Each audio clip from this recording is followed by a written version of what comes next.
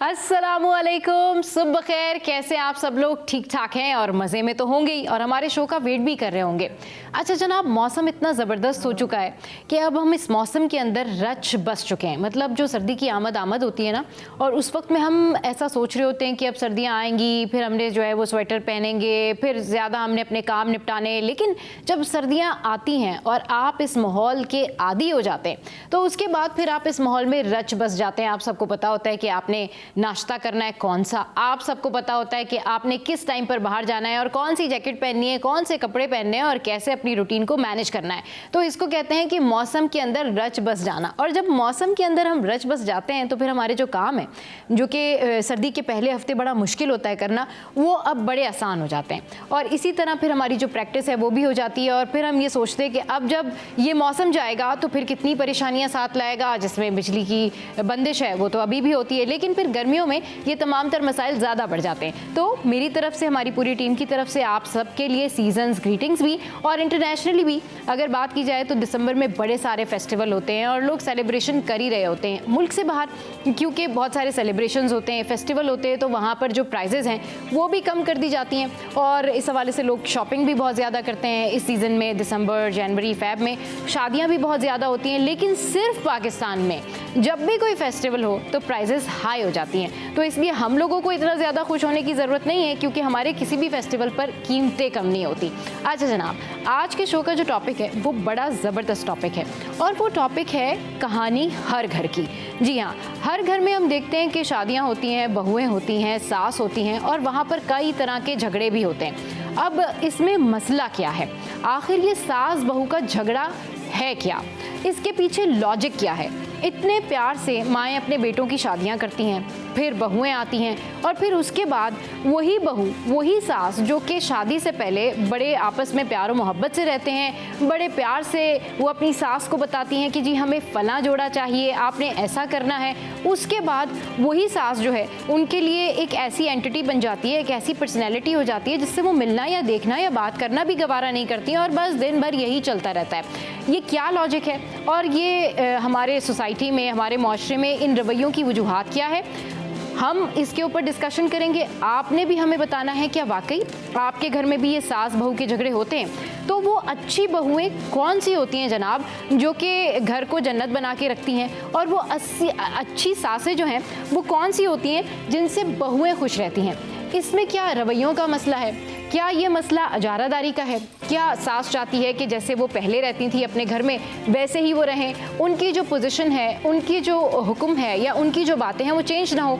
कहीं ना कहीं ये बात ठीक भी है, लेकिन इसमें इसकी जो बैकग्राउंड पे अगर हम बात करेंगे ना आज, तो उसमें डेफिनेटली हम बात करेंगे उन माओं के किरदार के हवाले से जो कि अपनी बेटियों की शादियां करती हैं, और फिर उसके बाद उनको कुछ माएँ तो बहुत अच्छी नसीहत करती हैं, लेकिन कुछ माएँ जो हैं इस तरह की बातें करती हैं कि उनको ऐसा लगता है कि अगर उनकी बेटियां अपनी सासों से ज़्यादा प्यार करेंगी या अपने घरों में ज़्यादा खुश रहेंगी तो शायद उनकी अहमियत कम ना हो जाए।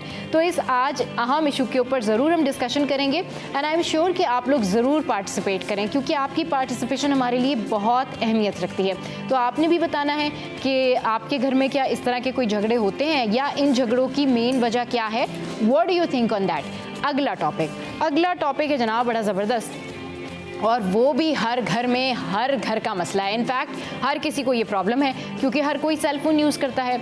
कमर दर्द, और फिर आपका गर्दन का दर्द, और आपके जो प्रॉब्लम्स हैं सबसे ज़्यादा वो नेक एंड बैक के ही होते हैं, क्योंकि जो हमारी रूटीन है, या तो हमारी रूटीन हेल्दी नहीं है, और जिस तरह से मोबाइल फ़ोन यूज़ करने में हमारी कंट्री जो है उसका कोई सानी नहीं है, और टॉप 10 में हम लोग शामिल हैं, तो यहाँ पर ज़्यादातर प्रॉब्लम लोगों को आते हैं कमर दर्द के और गर्दन के दर्द के।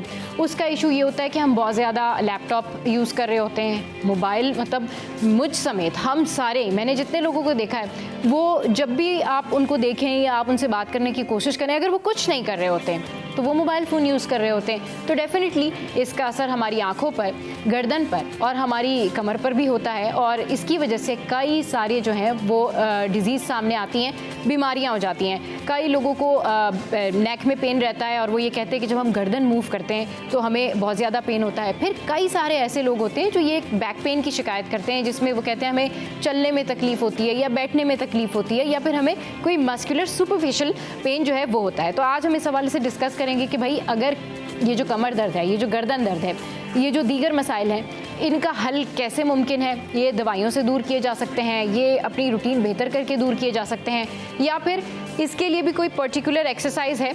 या ऐसा तो नहीं है कि सिर्फ मोबाइल फ़ोन यूज़ करना ही ये वजह ना हो सकता है कि आप कोई इस तरह की एक्टिविटी परफॉर्म करते हैं, हो सकता है कि आप कोई इस तरह का काम करते हो जिसकी वजह से जो है वो आपको ये कमर दर्द या गर्दन दर्द होता है, क्योंकि बहुत सारे लोग ओवर एक्सरसाइज भी करते हैं। तो ये सारे इश्यूज़ हैं जो कि हम आपके साथ में डिस्कस करेंगे राइट नाउ।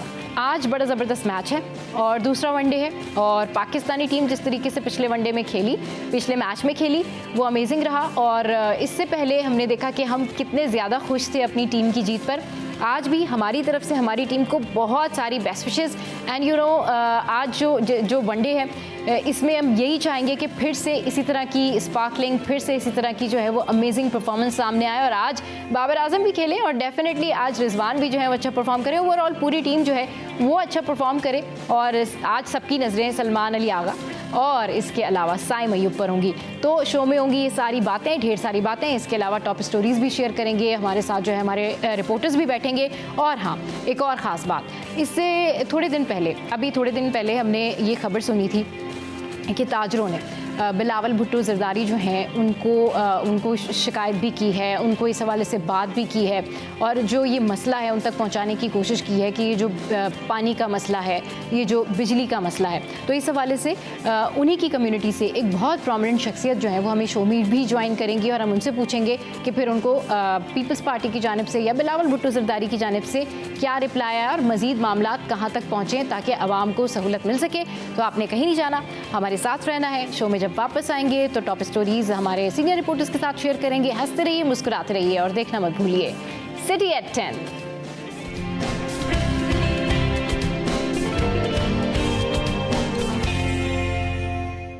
Welcome back. तो जनाब हमारे सीनियर रिपोर्टर्स इस वक्त हमारे साथ मौजूद हैं जिनसे आज की टॉप स्टोरीज जो है वो हम डिस्कस करेंगे। अशरफ भाई हमारे साथ हैं और हमारे साथ महराज भाई हैं। अस्सलाम वालेकुम, गुड मॉर्निंग, कैसे हैं आप लोग?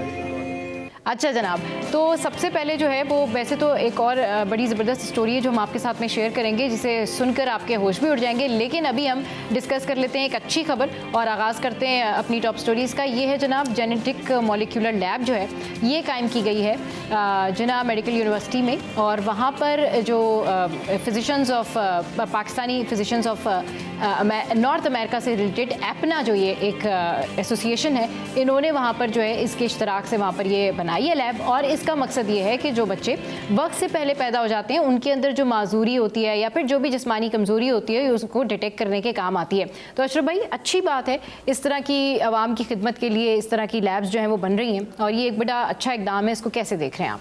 देखिए, एक तो सबसे पहली बात कि हम अगर जिद्दत की तरफ जा रहे हैं तो बहुत अहम बात है, और जो अगर हम देखें जो सरकारी तौर पे अगर हम देखें लेबॉर्ट्री की जो सूरत हाल है, तो अगर हम एक स्टेप आगे जा रहे हैं, यकीनी तौर पे किसी ने इसको फंडिंग किया होगा, क्योंकि ये इक्विपमेंट जो है, मैं भी उसी को जब आपसे बात हो रही थी मैं सर्च कर रहा था, लाखों डॉलर मालियत की है। हाँ, लाखों डॉलर, और हम इसको आम तौर पे नहीं खरीद सकते हैं, क्योंकि 2 लाख 3 लाख डॉलर की अगर हम बात करें तो आप वहाँ पे उस हॉस्पिटल का अखराजात जो है बहुत ज़्यादा बढ़ जाते हैं। और जब उसकी टेस्टिंग होती है तो वो क्या होता है, डिवाइड होता है पर टेस्ट के ऊपर। तो इसमें सबसे अहम बात जो मैं भी वो देख रहा था इसमें यह है कि मतलब बच्चों की पैदाइश से पहले जो है वो चेक कर सकते हैं कि कोई उसे माजूरी है या वो है, तो उसके लिए ट्रीटमेंट, कोई दवाइयाँ देनी हो वो सब हो सकता है। अब पूरी दुनिया जो है बहुत जिद्दत हो गई। मेरी सिस्टर है मलेशिया में, डॉक्टर हैं वो, तो जब भी कोई वहाँ पे कोई मरीज़ आता है तो आप यकीन करें कि वहाँ 10 डॉक्टर जो हैं स्पेशलिस्ट बैठ के उसको स्टडी करते हैं, फिर उसके बाद केस को अहेड करते हैं। हमारे यहाँ क्या होता है, बिल्कुल ही टोटल ये है ना कि आप इमरजेंसी में जाएंगे, इमरजेंसी का डॉक्टर वहीं पर डिसाइड करता है कि इसको जो है आगे एडमिट कर लो। अब वो ICU में करे, CCU में करे, जिसमें अब ये जो प्रोसेस है ना, ये पूरी हमें दुनिया के साथ चलना पड़ेगा। कोई भी मरीज़ अगर आता है उसको जदीद, क्योंकि आप देखें सबसे पहले टेस्ट किए बिना आप उसके ऊपर कोई भी आप तजुर्बा नहीं कर सकते। हमारे यहाँ दवाई दे देते, क्योंकि बाहर क्या है कि आप कोई भी बीमारी बताएंगे सबसे पहले टेस्ट है। अब ये अगर जिद्दत चीज़ जो आ रही है और सरकारी अस्पताल में आ रही है, और यहाँ बता रहे हैं कि यहाँ $2 लाख से जो है यहाँ पे बताया कि क्या है टेक्नोलॉजी का क्या किया गया। सिंध मेडिकल यूनिवर्सिटी के लिए मनसूबे के लिए $1 लाख की ग्रांट भी दी है। अब ये बड़ी बात बात है कि अगर आप लेबॉर्ट्री को इतनी जिद्दत पे लेके जा रहे हैं और उससे आवाम को फ़ायदा होगा। और ये वाली अगर चीज़ देखें तो हम यहाँ पे देखें कि सिंध की अगर देखें या बलूचिस्तान में देखें तो वो पूरा बलूचिस्तान सिंध में ही आके अपना ट्रीट कराता है, और इसकी कॉस्ट इतनी है इस टेस्ट की कि वो नहीं करा सकते हैं, इसलिए लोग कराते भी नहीं हैं। अब इससे ये होगा कि उसकी कॉस्ट यानी कि गवर्नमेंट बेयर करेगी और वो लो कॉस्ट के साथ वो प्रॉपर एक टेस्ट होगा जिसकी अच्छी रिपोर्ट होगी, उसके ऊपर फिर इलाज भी प्रॉपर हो सकेगा। सही, बिल्कुल इलाज भी प्रॉपर हो सकेगा। मिराज भाई आप क्या कहना चाहेंगे इस पे? देखिए जी बिल्कुल, कराची में क्या सिंध भर में ही प्रीमेच्योर डिलीवरीज़ के मामलात हैं, और उसमें हमने अक्सर व बेशतर ये देखा है कि वो बच्चे जो हैं वो या तो किसी माजूरी का शिकार हो जाते हैं, और ज़्यादा बड़ी तादाद में आपको बताऊं उसमें वो जाँबेरी नहीं हो पाते, मतलब उनकी अमवात हो जाती है। तो इस सूरत हाल को देखते हुए एक बहुत अच्छा फ़ैसला है ये। और गवर्नमेंट ने ज़ाहिर सी बात है किसी न किसी को अप्रोच किया होगा इस पर, तो इतनी बड़ी इन्वेस्टमेंट भी यहाँ पर हुई है। और बहुत बड़ी बात है कि कराची के अस्पताल में जो है इस तरह की जो है फैसिलिटी मिल गई है लोगों को। अब इससे कम से कम इन शहरियों को या सिंध के शहरियों को फ़ायदा होगा इससे, और वो अपने ज़ाहिर सी बात है देखिए औलाद जो होती है वो सबके लिए बड़ी अहम होती है, ठीक है ना। तो हमने पीछे मैंने जैसे आपको पहले बताया कि बहुत सारे लोगों को मैं भी जानता हूँ ऐसे, क्योंकि प्रीमेच्योर डिलीवरी में इंतकाल हो गया बच्चे का, और या फिर ऐसा हुआ कि वो किसी माजूरी का शिकार हुआ।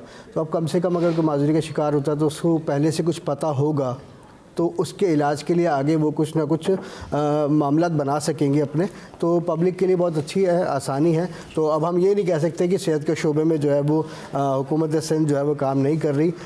वाकई अगर हम NICVD देखें और NICH देखें तो यहाँ और जिना हॉस्पिटल में अब ये है कि जदीद सहूलतें जो है वो आ रही हैं, जिससे अब आवाम जो है मुस्तफ़िद हो रहे हैं। चलिए, ये तो बड़ी अच्छी बात है कि जदीद सहूलतें आ रही हैं, और जिस तरीके से एपना ने ये इकदाम उठाया है ये बड़ा अच्छी बात है। और एक और खबर जो है मेरे पास है वो बहुत ज़बरदस्त है कि पाकिस्तान में अब वेंटिलेटर्स जो है वो उसकी ज़रूरत नहीं पड़ेगी कि वो मंगवाए जाएं, क्योंकि ये जो है टेक्नोलॉजी है और उसमें पाकिस्तान में पहली बार अब जदीद वेंटिलेटर्स तैयार कर लिए गए हैं। मतलब हमने भी खुद कोई कारनामा किया है। दिस इज़ वेरी गुड कि हमारे मुल्क में भी अब अपने तौर पर ये जो इक्विपमेंट्स हैं ये तैयार किए जा रहे हैं। और वेंटिलेटर्स के हवाले से हमेशा हम देखते हैं कि अगर पेशेंट्स की बात हो या फिर कोई और मामला हो तो वो यही कहा जाता है इक्विपमेंट नहीं है, या फिर वेंटिलेटर जो है उसकी कमी है, फिर मरीजों को मुश्किल का सामना होता है। बट अब हम इसको खुद तैयार कर रहे हैं और ये खुद तैयार कर लिए गए हैं, तो दिस इज़ वेरी गुड।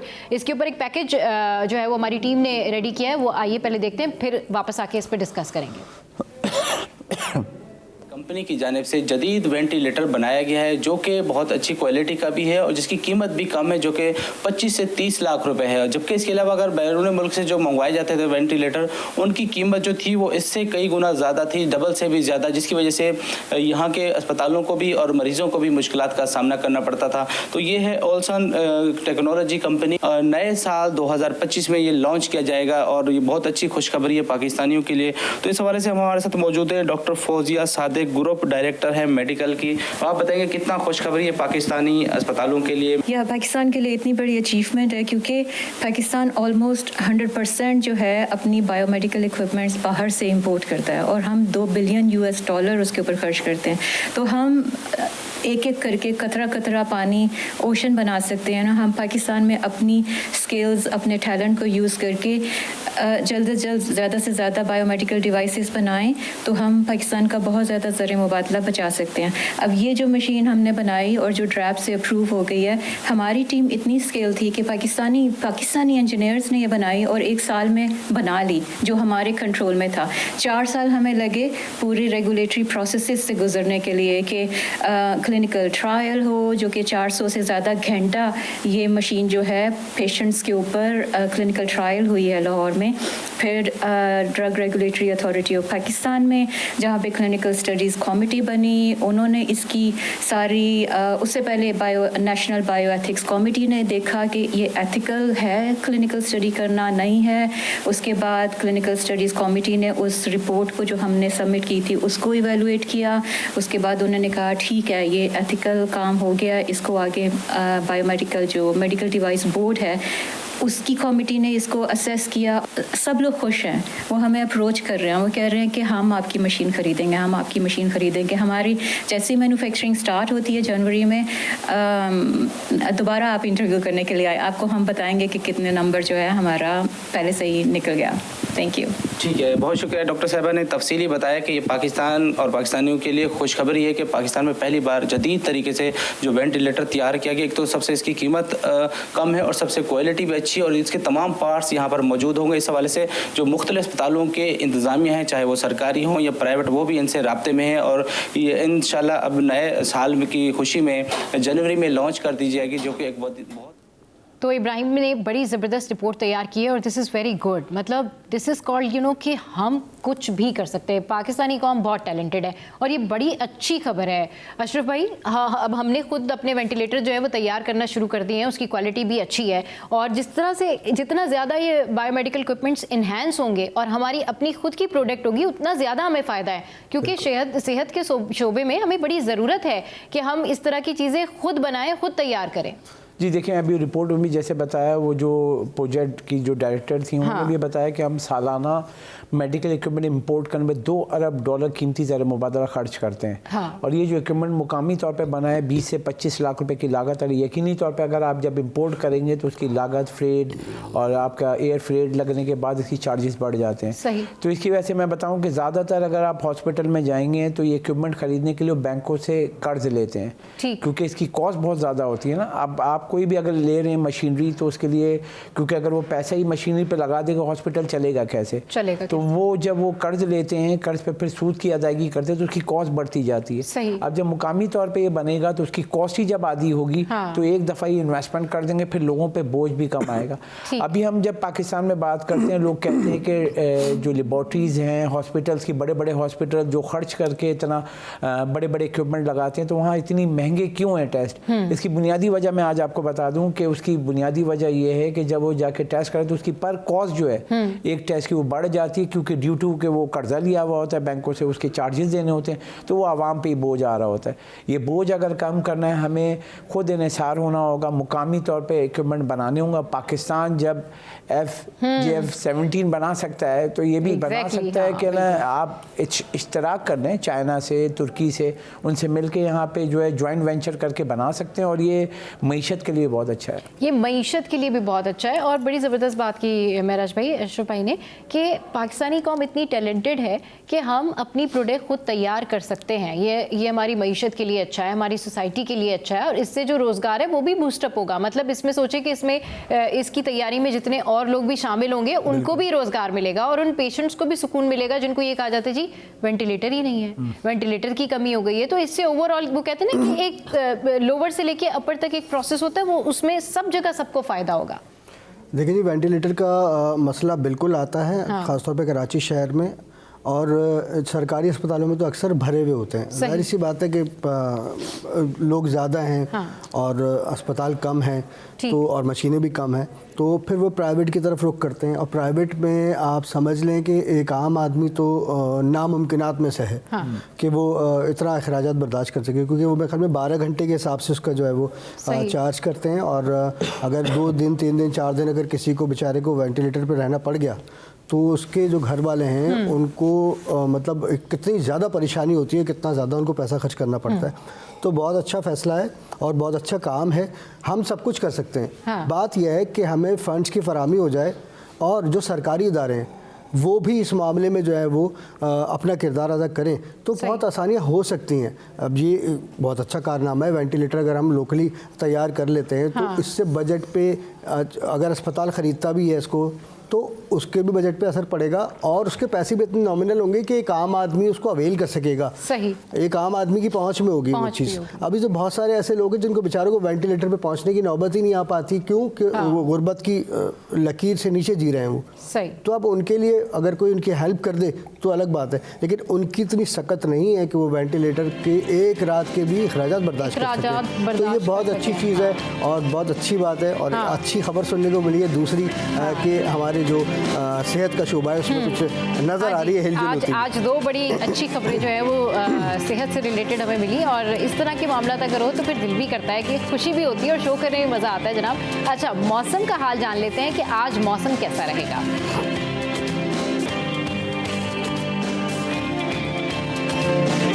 तो 11 बजे रहेगा 21 सेंटीग्रेड, 12 बजे होगा 22 सेंटीग्रेड, फिर 24 सेंटीग्रेड 1 बजे, और फिर 2 बजे 25 सेंटीग्रेड रहेगा। तो ये हमने आपको बताया मौसम का हाल, और यहाँ पर आ गया है एक ब्रेक के बाद जब वापस आएंगे तो फिर आपको एक और पर्सनैलिटी से मिलवाएंगे जो कि ताल्लुक़ रखती हैं ताजिर बरादरी से, और ये बताएंगे कि इनके क्या तहफ़्फ़ुज़ात हैं और उन्होंने कराची के लोगों के लिए क्या आवाज़ उठाई है। So stay with us, keep watching city at 10।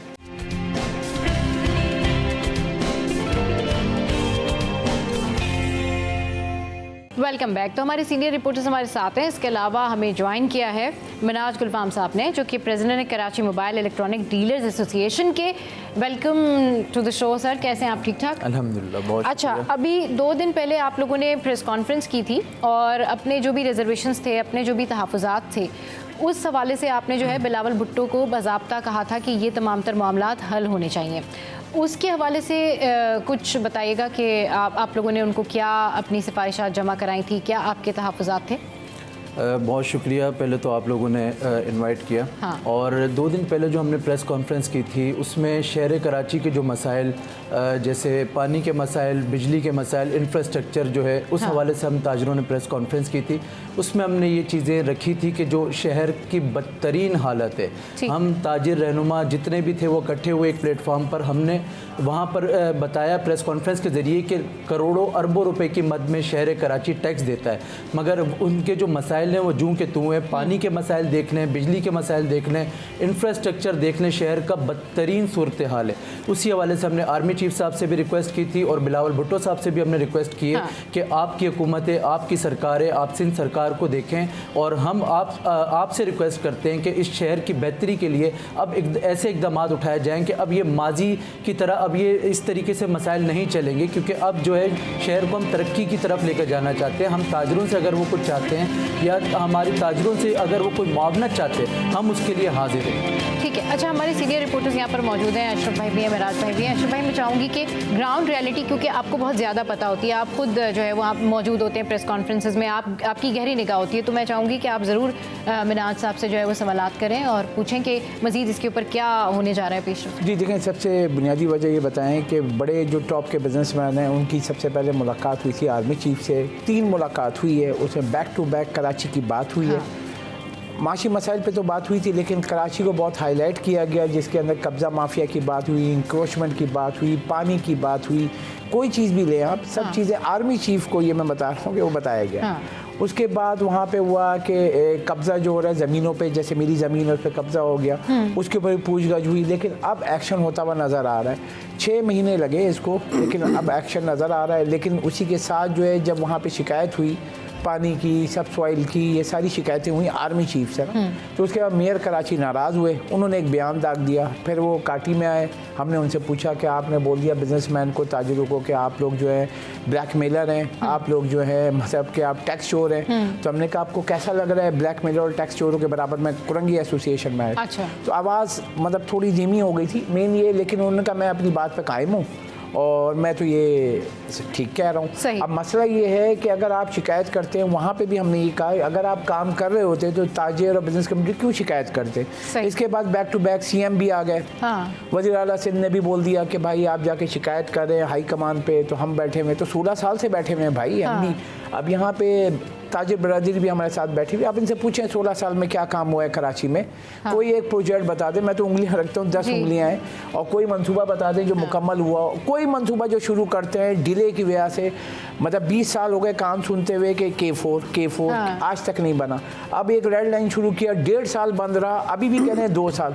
ओ भाई आपने 1.5 साल बंद रखा रेड लाइन यूनिवर्सिटी रोड, अब आप 2 साल बोले। वहाँ के लोगों की क्या हालत है, वहाँ के ताजिर बरादरी की क्या हालत है, किसी ने कोई पूछा? इसी तरीके से बताऊँ करीमाबाद पे अचानक से याद है अंडरपास, ठीक, अब वहाँ के ताजिर कितना रो रहे हैं वो ये बताएंगे। वहाँ कारोबार तबाह हो गया है, वहाँ के लोग अपना किराया नहीं दे सकते हैं। अब आप कोई प्लान करते हैं तो आप लोगों से बात करते हैं, आप ऐसी थोड़ी शुरू कर देते हैं कि भाई आप सब कुछ बंद कर दें। अब ताजिर बरदरी बैठी है, आपको बताएगी पानी का मसला, बिजली का मसला, इंफ्रास्ट्रक्चर का मसला, सीवरेज का मसला, बारिश होती है तो पानी आ जाता है, माल का नुकसान हो जाता है। किसको ठीक करना है? मुकामी लोगों को अपनी मदद आपके तहत। एक लॉ एंड ऑर्डर की सिचुएशन भी जो है वो ऐड कर लें, क्योंकि लॉ एंड ऑर्डर की सिचुएशन हमारे यहाँ हमेशा से ही ख़राब रही है और अभी भी इसकी यही सूरत हाल है। तो अब मज़ीद ज़ाहिर सी बात है, जो इससे गुजर रहे हैं, इस कर्ब से गुजर रहे हैं, तो वो ताजिर बरादरी ज़्यादा है उसमें। तो मिनाज भाई ये बताएं कि लॉ एंड ऑर्डर के हवाले से भी आप लोगों ने बात की थी अपने प्रेस कॉन्फ्रेंस में, तो उसका भी कोई रिजल्ट निकलता हुआ नज़र आ रहा है, और हैं क्या तहफ़्फ़ुज़ात क्या हैं लॉ एंड ऑर्डर की जो सिचुएशन की?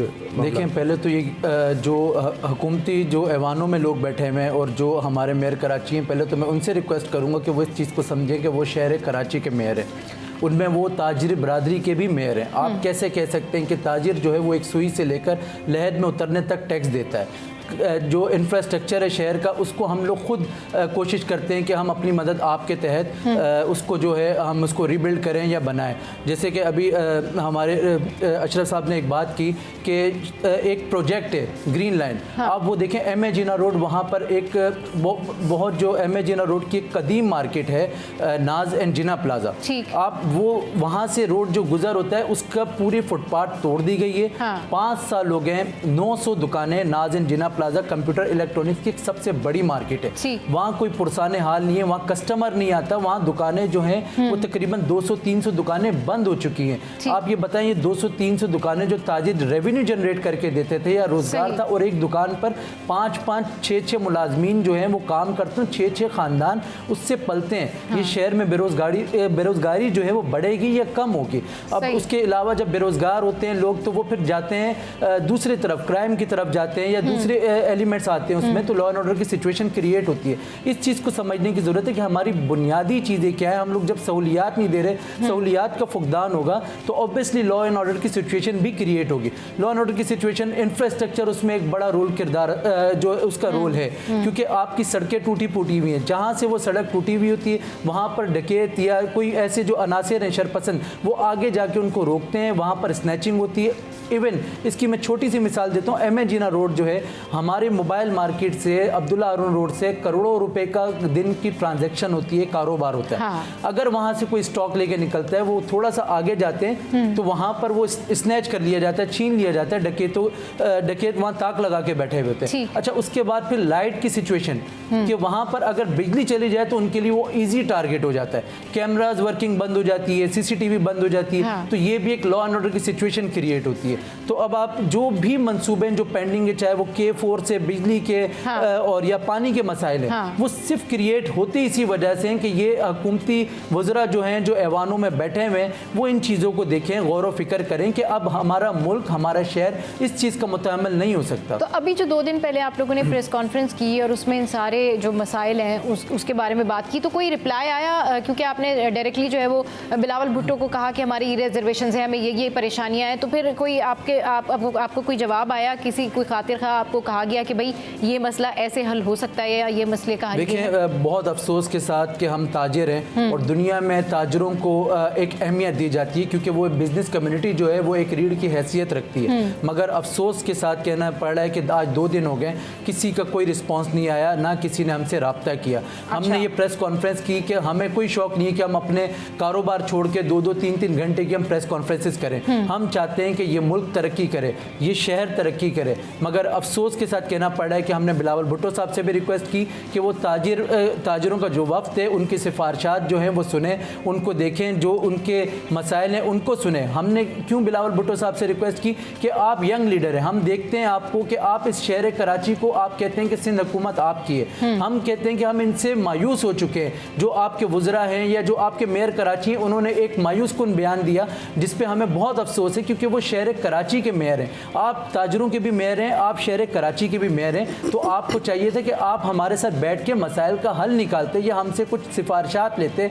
या हमसे कुछ तजावीज़ लेते या शहर की तरक्की के लिए हमारे साथ बैठते। हम आपको एडवाइस देते कि हम शहर की तरक्की के लिए क्या मुस्बत किरदार अदा कर सकते, मगर अफसोस के साथ अभी तक किसी ने रब्ता नहीं किया। तो व्हाट नेक्स्ट? अभी आप लोग फिर इस हवाले से क्या सोच रहे हैं कि ज़ाहिर है रब्ता तो नहीं किया गया, आप लोगों ने प्रेस कॉन्फ्रेंस भी की, तो अभी आप लोगों की क्या प्लानिंग है? दोबारा से फिर एक और प्रेस कॉन्फ्रेंस करेंगे या क्या करना है? देखिए, ये शहर भी हमारा है, ये मुल्क भी हमारा है। हम इंशाल्लाह इसकी तामीर और तरक्की के लिए ना मायूस होंगे और ना इंशाल्लाह पीछे हटेंगे। अगर हमें प्रेस कॉन्फ्रेंस करनी पड़ी हम तब भी करेंगे, अगर हमें हुकूमती ऐवानों के दरवाजे या उनके ऐवानों को खटखटाना पड़ा हम वहाँ पर भी जाएंगे इंशाल्लाह। और हम अपने शहर के लिए इंशाल्लाह जिस भी प्लेटफॉर्म पर आवाज़ उठा सकें हम आवाज़ उठाएंगे, क्योंकि हम टैक्स देते हैं। ये शहर हमारा है, ये मुल्क हमारा है और इंशाल्लाह हम इन फ्यूचर उम्मीद करते हैं कि इंशाल्लाह इस मुल्क की और शहर की बेहतरी के लिए हम मुस्बत किरदार अदा करें। ये बड़ी अच्छी बात है कि हमारी ताजिर बरादरी जो है इस मामले में बड़ी एक्टिव है कि वो एक मुस्बत किरदार अदा करने के लिए तैयार है। तो माल का हाल जान लेते हैं। Here we go now.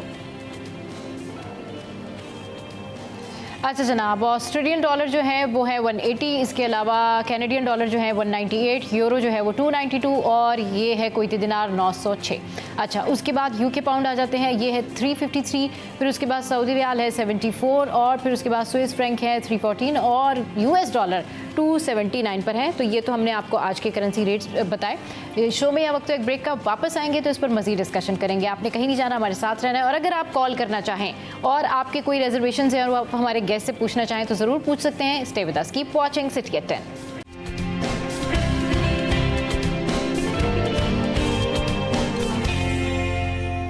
Welcome back. तो जनाब, इस वक्त हमारे साथ ताजिर बरादरी के जो प्रेसिडेंट है वो मौजूद हैं, मिनाज साहब।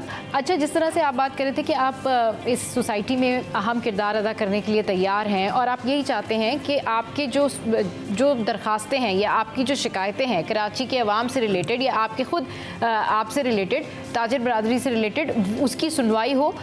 अगर ये तमाम तर चीज़ें सॉर्ट आउट नहीं होती तो आप क्या बैक टू बैक फिर प्रेस कॉन्फ्रेंसेस करेंगे? आपकी क्या स्ट्रेटजी है, क्या पॉलिसी है? किस तरीके तक आप ऐवान बाला तक, हुक्काम तक अपनी आवाज़ पहुंचाएंगे ताकि ये मसला हल हो?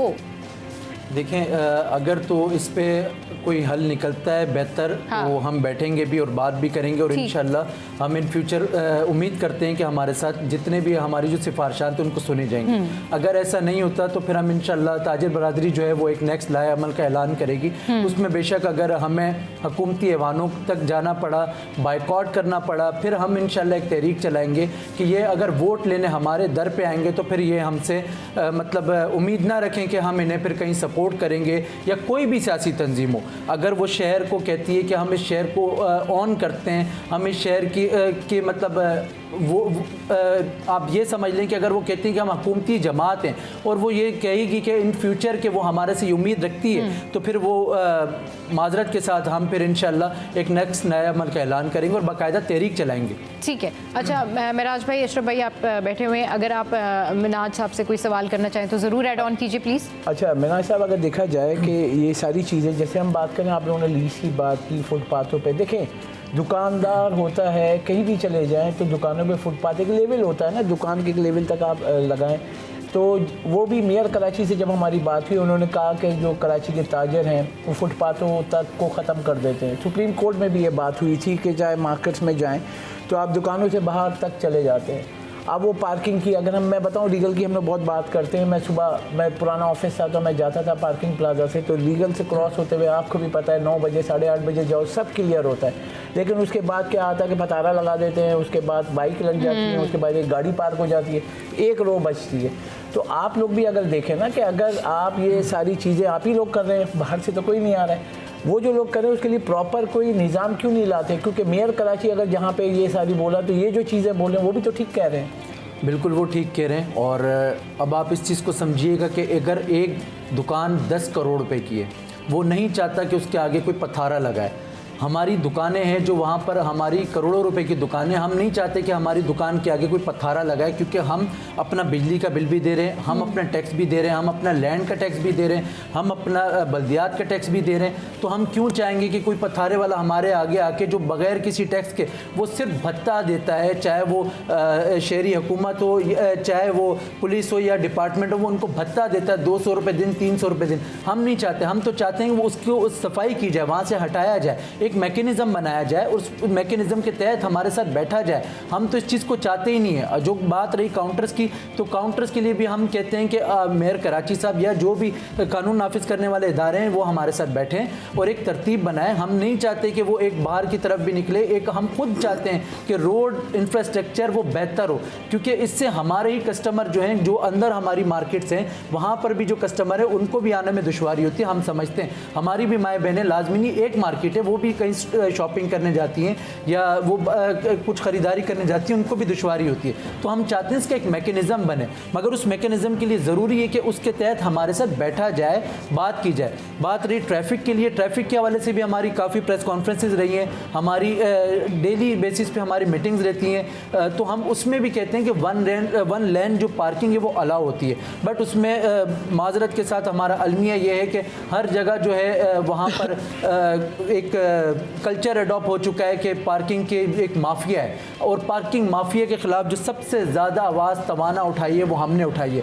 और मैं आपको इसमें ऑन रिकॉर्ड बताऊं कि पार्किंग माफिया की तरफ से मुझे जान से मारने की धमकियां भी दी गई हैं, जो मैंने आगे इदारों में भी प्रोवाइड की हैं, क्योंकि हम पार्किंग के लिए जो आवाज़ उठा रहे हैं वो हम अपने शहर के लोगों के लिए उठा रहे हैं। अगर वहाँ फ़ीस 20 रुपये मुख्तस की गई है, 10 रुपये मुख्तस की गई है, तो वहाँ पर घंटे के हिसाब से 50 रुपये के हिसाब से पार्किंग ली जा रही है। नहीं देखिए, वो तो सही है, ये तो सबको पता है ना कराची शहर। मैं ये बोल रहा हूँ कि आप इतनी बड़ी दुकानदार, आप इतनी पावर, आप एसोसिएशन, ये वो, अब आपके इलाके में जैसे हम इलेक्ट्रॉनिक मार्केट जाएं, सदर में जाएं, कहीं पे भी जाएं, तो वहाँ पे एक पार्किंग माफिया है, जिसे पठान पार्किंग कहते हैं, पीपी पार्किंग कहते हैं, बहुत सारे काकड़ सिस्टम। अब ये जो सिस्टम है काकड़ सिस्टम सदर में, अब अगर ये हो रहा है तो आप एसोसिएशन एसोसिएशन अगर आप उन लोग को वहाँ से, क्योंकि आप लोग भी तो बैठे हुए होते हैं ना, मतलब आप देखें बाइक का सदर में, इलेक्ट्रॉनिक मार्केट में डबल ट्रिपल पार्किंग हुई होती है। एक नॉर्मल बंदा भी देखे तो ये कहीं भी नहीं होता। आप लाहौर चलें मेरे साथ, आप इस्लामाबाद चलें, आप सिर्फ कराची में माफियाज हैं जो काम कर रहे हैं, और आप लोग का भी कसूर है सिंपल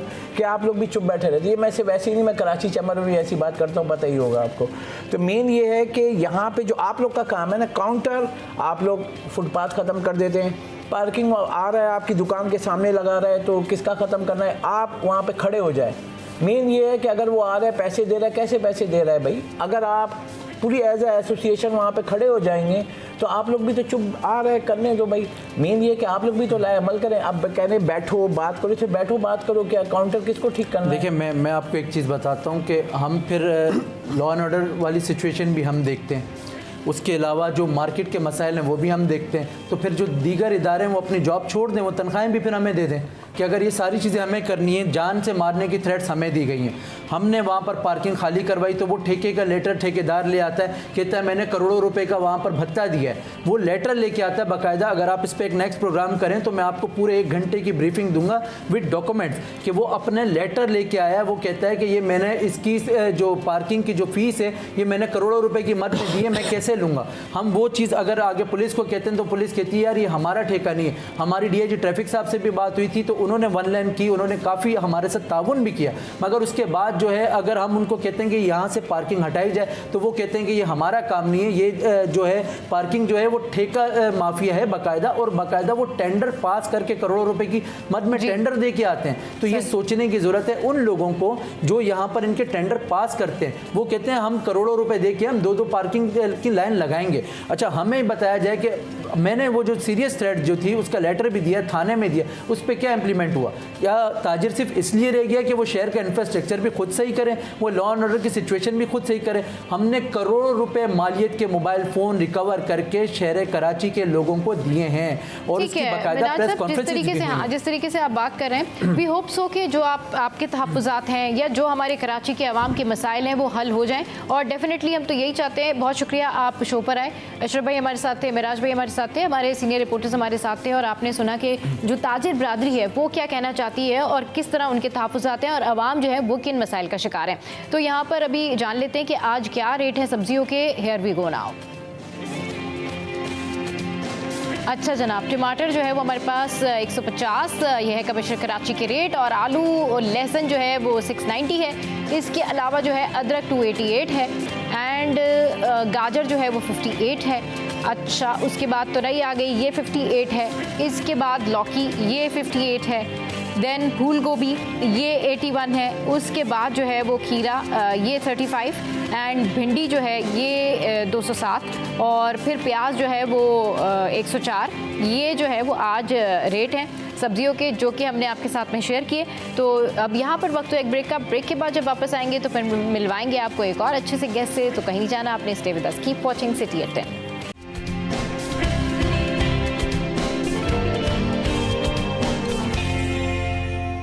वेलकम बैक। तो जनाब अहम टॉपिक और बड़ा इंटरेस्टिंग टॉपिक, और हम गेस्ट ने हमें ज्वाइन कर लिया है। लेकिन उससे पहले ज़रूर एक बात मेंशन करना चाहूँगी कि जो ये मसला हम डिस्कस करने जा रहे हैं ये है हर घर का मसला, लेकिन कहीं बहुत पॉजिटिव लोग भी होते हैं और कहीं इस तरह के भी लोग होते हैं जिनकी डिस्कशन आज हम करने जा रहे हैं। तो हमारी गेस्ट ने हमें ज्वाइन किया और हमारे साथ हैं इस वक्त मरियम, और मरियम जो है वो लाइफ कोच भी हैं। इसके अलावा अफजा नौरीन है, सोशल एक्टिविस्ट हैं, और फिर हमारे साथ हैं इकरा नाज, सोशल एक्टिविस्ट भी हैं और सीनियर साइकोलॉजिस्ट भी हैं। अस्सलाम वालेकुम, वेलकम टू द शो। अच्छा जनाब, तो ये बड़ा इंटरेस्टिंग सा टॉपिक है और कहानी है हर घर की। और जिस तरह ब्रेक के लिंक में भी अभी हम लोग सारे डिस्कशन कर रहे थे कि जी हर कोई अपने अपने हवाले से बता रहा था कि नहीं सारे एक जैसे नहीं होते, नहीं बहुत सारे घरों में इस तरह के मामलात होते हैं। ये मसला है क्या सास बहू के झगड़े का, ये ख़त्म क्यों नहीं होता? ये इसके ऊपर इतने ड्रामे बन गए, इसके ऊपर फिल्में आ रही हैं, इसके ऊपर डॉक्यूमेंट्रीज बनना शुरू हो गई हैं, लेकिन ये मसला ख़त्म नहीं हो रहा।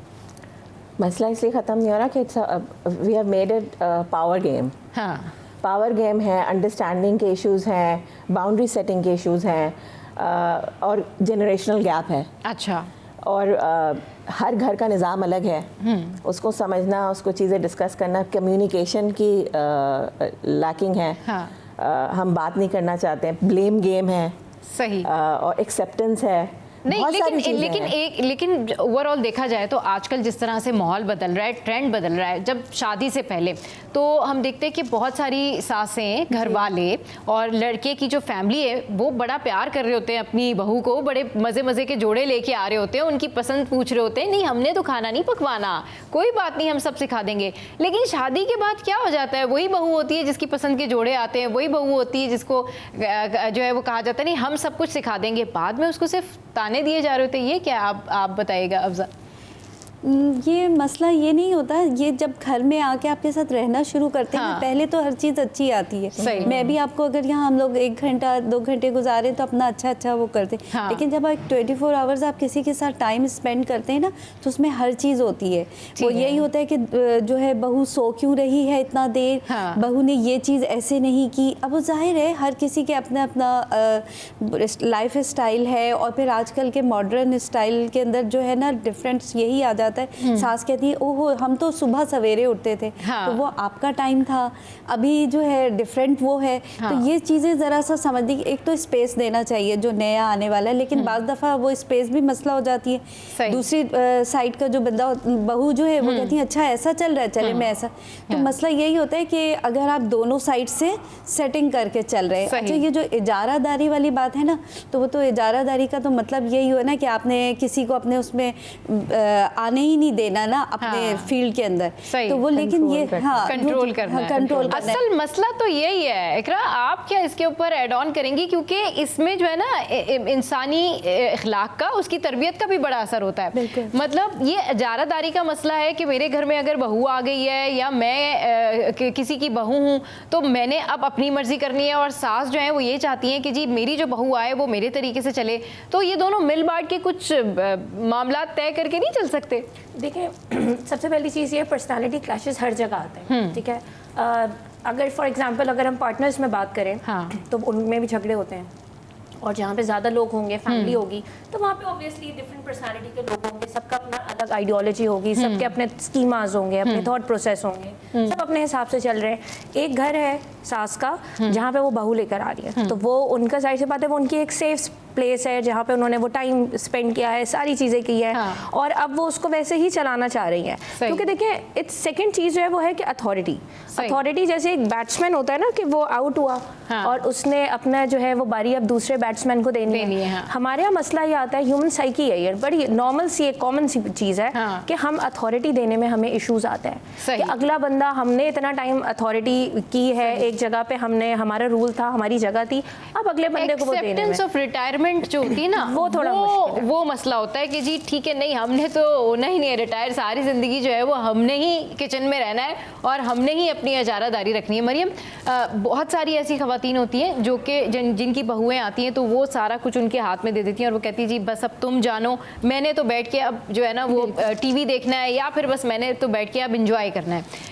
ये मेंटेलिटी कॉमन है या फिर ऐसा नहीं होता? इसके बरक्स हमने देखा है कि फिर वो झगड़े, वही पर्सनैलिटी क्लैशेस हो गए कि वो एक छोटी सी मिसाल है ना कि अगर मैंने ये ग्लास यहाँ रखा है तो यहीं रखा जाएगा, ये उठा के इधर क्यों रख दिया गया, इस तरह की बातें भी होती हैं। जैसे अभी इकरा ने कहा ना पर्सनालिटी क्रैश, और वो मैंने जैसे कहा ना जनरेशनल गैप भी है। बाउंड्री सेटिंग बहुत ज़रूरी है। अब अगर किचन अगर वो सास दे रही है तो शी शुड टेल कि ये जो है मैंने ऐसे रखा हुआ, ये इस तरह से, मेरा घर ऐसे चल रहा था, हमारे खाने का सिस्टम ऐसा है, ये चीज़ें सीखो।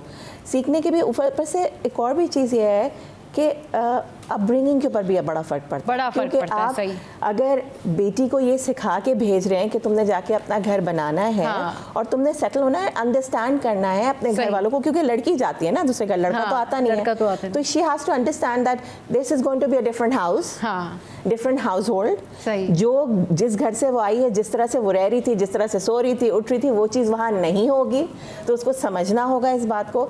एक्सेप्टेंस बहुत ज़रूरी है। फिर बाउंड्री सेटिंग एंड अंडरस्टैंडिंग के ब्लेम गेम से नहीं होगा। अब I will give you my example. मेरी जब शादी हुई होने से पहले मेरी सास ने मुझसे पूरी डिस्कशन की कि भाई ठीक है मेरा बेटा ऐसा है और मेरा ये है और ये है, तो मेरा सिस्टम हमारे घर का ऐसा, आपका सिस्टम अलग होगा। उन्होंने मुझसे बाकायदा कहा। मैंने कहा yes, I was the eldest in my house and I was looking after the whole house, ठीक है। I was coming to a third son, right. So मुझे पता था कि मुझे किस तरह से, I was quite old and understanding and everything, matured enough to understand. मेरे पेरेंट्स ने मुझे क्या कहा जाने से पहले, उन्होंने कहा बेटा आपने रह लिया है 30 साल, अब you have to go that, घड़ी घड़ी आपने आना नहीं है, कोई मंडे ट्यूसडे आपका डे नहीं है, understand that family and try to adjust. अच्छा, असल में प्रॉब्लम यही है, ये जो सास बहू का जो मसला है या झगड़ा है ना, ये आप लॉजिकल कैलकुलेट नहीं कर सकते। no. इसमें आपको इखलाकियात या आपकी काइंडनेस, ये रिश्ता आपकी इन दोनों चीज़ों के ऊपर ही चलता है कि आप नेचुरली कितने काइंड है दोनों साइड से, फिर आपकी क्या अपब्रिंगिंग है, क्या आप वैसे ही इज्जत करते हैं अपनी सास की जैसे आप अपनी अम्मी की करते हैं या अपने फादर की करते हैं। भाई आपकी अम्मी भी तो आपको डांट देती है ना, तो अगर किसी और ने भी, इनफैक्ट अगर हमें तो ये बताया जाता है कि जी टीचर ने भी डांट दिया है तो वो हमारे रूहानी माँ बाप का रिश्ता रखते हैं, तो भाई वो आपने उनको जवाब नहीं देना है। कह रही थी कि मेरी सास ने मुझसे कहा देखो अगर बेटी बन के रहना तो मैं डांटूंगी, क्योंकि आपकी अम्मी डांटती होंगी, अगर बेटी नहीं बनना बहू बनना तो मैं नहीं डांटूंगी, I will not interfere not do anything. तो ये अंडरस्टैंडिंग थी, दिस वाज अ कम्युनिकेशन। अच्छा, लेकिन अफजा मैम आप ज़रूर इसके ऊपर ऐड ऑन कीजिएगा, ऐसी भी तो फैमिलीज़ होती है ना जो बहुत काइंडनेस या अखलाकियात या सब्र सिखा के भेजती हैं, लेकिन ऐसी भी फैमिलीज़ होती हैं जो कि शादी से पहले ही जो है ना वो कहना शुरू कर दी थी तुमने दबना नहीं है, तुमने डरना नहीं है, तुम्हारे बाप का घर है, यू कैन कम बैक, और तुमने बिल्कुल जो है ना सेट करके रखना है लोगों को। ये क्या पहले ज़माने में होता था ना, कहते थे कि बेटा आपकी डोली जा रही है तो अब डोला निकलेगा, लेकिन आजकल जो है पेरेंट्स, वो भी चलो ठीक है किसी हद तक वो भी ठीक नहीं था कि आप नाजायज तो जाहिर है कोई चीज बर्दाश्त नहीं करेंगे, लेकिन ये कि मतलब दोनों साइड के ऊपर एक इंतहा है ना, इधर भी उधर भी। अब ये होता है कि बेटा कोई जरूरत नहीं है, ठीक है बस लड़के को काबू करो एंड दैट्स ऑल। ये कॉम्प्रोमाइज नहीं, कॉम्प्रोमाइजिंग की वो दोनों साइड्स पे ही नहीं है। अच्छा, लेकिन दोनों साइड में उसमें ये होता है कि देखिए एक बंदा जो है जिसकी एज अगर 50-60s में आ गई है तो उसके जो चीज़ें हैं ना वो तो पुख्ता हो चुकी है ना, उनकी आदत जो है। आप जो आ रहे हैं आप चेंज कर सकते हैं, आपकी एज ऐसी है कि आप चेंज कर सकते हैं। सही। लेकिन मसला ये होता है कि वो कहती हैं क्यों हम क्यों चेंज करें। बहू का ये होता है कि हम क्यों चेंज करें, हम अपने घर में आए। तो इसमें दो चीज़ें वो होती हैं कि घर जो है वो किसी का भी नहीं होता है, बैटिंग है, आज आप करेंगे मैं करूँगी, लेकिन अगर दोनों साइड पे बैटिंग करना चाह रहे हैं ना, इधर भी उधर भी एक साथ बैटिंग होगी, तब तो फिर मसला ख़राब हो जाएगा ना, मसला ख़राब हो जाएगा। इकरा, जिस तरह से मिल बांट के ये रिश्ता चलता है, लेकिन यूजुअली अभी जैसे मरियम कह रही थी कि कोई अगर मदर इन लॉ हैं तो वो ये चाहती हैं कि जी ठीक है किचन में अपनी बहू के हवाले कर देती हूँ, लेकिन हमारे यहाँ बहुत सारी बहुएं ऐसी भी होती हैं जो किचन की रिस्पॉन्सिबिलिटी नहीं लेना चाहती और वो ये कहती हैं नहीं हमें तो किचन में नहीं रहना, किचन आप देखें। ये भी एक झगड़ा है कि मतलब आप जैसे करी थी आप करें, मैं भी तो आपकी बेटियों की तरह हूँ, किचन आपने देखना है, मैंने तो या तो जॉब करनी है या पढ़ना है, ठीक है, वो भी एक तरह से अपनी तरफ से ठीक कह रही होती है। ये मसला कैसे हल होगा? देखिए सबसे पहली चीज़ इसके अंदर इम्पॉर्टेंट ये है कि सास सास बन के रहे और बहू बहू बन के रहे। सही। जब हम रोल चेंज करने पे आते हैं ना कि सास कहती है अब मैं माँ बन रही हूँ, बहू कहती है मैं बेटी बन रही हूँ, तो मसला वहाँ पर आता है। अगर सब अपने अपने रोल में रहे ना, शौहर शौहर बन के रहे, सास सास बन के रहे, बहू बहू बन के रहे, ससुर ससुर बन के रहे, नंदे नंदे बन के रहे, अगर सब अपनी अपनी जगह पे रहें तो ये क्लैशेस जो है ना वो शदीद कम हो जाएंगे। मसला अब जैसे आपने किचन की मिसाल दी, अब वो कह रही है ये मेरी बेटी है तो किचन संभाले, ठीक है, अब यहाँ पे कॉन्ट्रडिक्शन आएगा ना, एग्जैक्टली आएगा, बहू है, ठीक है, you have to give some space. चाहे अपनी बेटी किचन संभाल नहीं रही हो, नहीं संभाल रही हो, लेकिन बहू आके संभाले। बिल्कुल, आपको ना थोड़ा सा फ्लेक्सिबल होना पड़ता है अगले बंदे के साथ, क्योंकि सबकी नेचर जैसे मैंने शुरू में कहा था अलग होती है। तो पहले आप अंडरस्टैंड करें कि आपने किस तरीके से अगले बंदे को मोल्ड करना है। हम आते ही जो है ना जब प्रेशर देते हैं तो वो तो फिर कोयला हीरा सभी टूट जाते हैं प्रेशर से। तो वो जो चेंज करना और मोल्ड करने में होता है ना वो गड़बड़ होती है सारी बात, ये मुझे तो बदलना है। You can't change a personality, you can't change a person that's like that कि जी मेरे मर्जी के हिसाब का हो जाए, मेरे मर्जी का शौहर बन जाए, मेरे मर्जी की सास बन जाए, मेरे मर्जी की नंद बन जाए। You can't change a person, आप जो है वही रहेंगी, आप जो है वही रहेंगी, सही बात है। किसी की वजह से नहीं चेंज होना चाहिए। जहाँ टॉक्सिक रिलेशनशिप है वहाँ तो डेफिनेटली नो कॉम्प्रोमाइज। इसमें मसला ये है कि ड्यूअल पर्सनैलिटी का भी मसला आ जाता है। पहले तो जब आप रिश्ता करते हैं या फिर आप मिलते मिलाते हैं और फिर आप जब सारे गिफ्ट्स एक्सचेंज कर रहे होते हैं, एक दूसरे की चॉइसेस पूछ रहे होते हैं, तब सब बड़ा स्वीट एंड शुगर होता है। लेकिन फिर जब शादी के बाद वही वाली सास जो है वो अपने रूल्स इंप्लीमेंट करती है, वही बहू बहू बन जाती है। तो मेरे ख्याल में जब पहले क्लियर कर लेना चाहिए, जैसी आपकी नेचर हो वैसे ही आपको शो करना चाहिए। वो जैसे होता है ना कि एक बच्ची ने कहा कि मेरे पास देखने के लिए जैसे लोग आए तो उन्होंने पूछा बेटा आप क्या और छुट्टी के दिन आप क्या करती हैं? उसने कहा मैं पूरा वक्त सोती हूँ। तो उनकी अम्मी को भी बड़ा ऑकवर्ड फील हुआ लड़की कि ये क्या कह दिया। उसने कहा जो बात सही थी वो मैंने बता दी। तो वो उन्होंने अच्छा किया ना, रियलाइज किया, रियलिटी बता दी। तो उनकी सास ने कहा अच्छा चलिए ठीक है, ऐसे ही होता है छुट्टी वाले दिन सब बच्चियां यही चाहती हैं कि हम सोएं या आराम करें ना। लेकिन ये कि अगर आप अजीब से वो उसमें कह नहीं जी मैं तो सुबह उठ के ये भी करती हूँ, तो वो आप लोग रियलिटी बेस काम नहीं कर रहे होते हैं ना, तो वो फिर प्रॉब्लम होती है। जब 24 आवर्स रहते हैं कहते हैं आपने तो ऐसे कहा था, वो ये कि हमारी बेटी ने तो ये भी बनाया, ये भी बनाया, सेब केले भी उन्होंने बनाए, तो वो फिर बाद में जो अच्छा वैसे ये कौन से ये बड़ी मज़े की मतलब जो है गुफ्तगू हो रही है कि ये कौन से लोग होते हैं जो पहले जब रिश्ता आया होता है तो वो सारी चीज़ें लड़की ने बनाई होती है, बाद में लड़की को जो है कुछ बनाना नहीं आ रहा होता। चले जी इसके ऊपर भी डिस्कशन करेंगे, लेकिन it's time to wish birthday. और ये बर्थडे है बड़े ज़बरदस्त पर्सनालिटी की, ये बर्थडे है जीएम प्रोग्रामिंग मोहम्मद अबरार साहब की, जो कि एक बड़े हम्बल, बहुत नाइस और एक ज़बरदस्त पर्सनालिटी है। आपको कभी भी कोई मसला हो आप अबरार भाई से कहें, अबरार भाई आपकी बात हमेशा सुनते भी हैं और समझते भी हैं और आपका मसला जो है वो सॉल्व भी कर देते हैं। तो किसी भी इदारे के लिए इस तरह के जो पर्सनालिटीज़ होते हैं वो बड़े ज़बरदस्त होते हैं और सिटी 21 में हम फैमिली की तरह रहते हैं। तो अबरार भाई आपको बहुत सारी happy birthday, wish you very happy birthday, many more to come. और डेफिनेटली जब हम शो से फ्री होंगे तो आपसे केक भी खाएंगे और बहुत सारी सेलिब्रेशंस भी करेंगे। So here we go now. तो जनाब शो में या वक्त है ब्रेक का, ब्रेक के बाद जब वापस आएंगे तो करेंगे ढेर सारी बातें।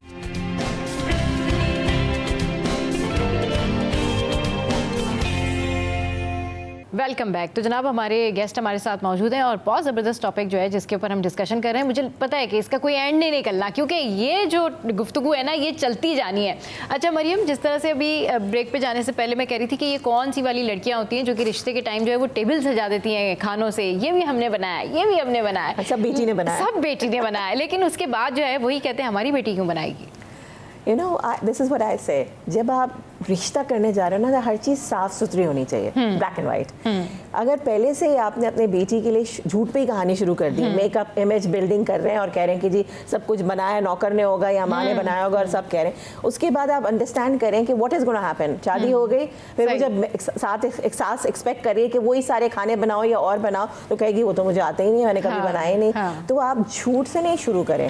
जब झूठ से कोई चीज़ बुनियाद बनेगी झूठे उस पर, तो फिर उसके रिजल्ट तो बहुत बुरे आने हैं। तो you should start with simplicity. इस पे ना मुझे एक छोटा सा किस्सा भी याद आ गया। एक कोई हमारे जानने वाले थे दोस्तों में, वो कहीं रिश्ता लेके गए ना, तो जब वो कहीं रिश्ता लेके जा रहे थे तो उन्होंने सोचा कि उन्हीं की गली में जो बेकरी आती है ना, तो उन्होंने सोचा वहीं से पेटिस वगैरह भी चले साथ ले जाते हैं, एक गुडविल जेस्चर के तौर पे।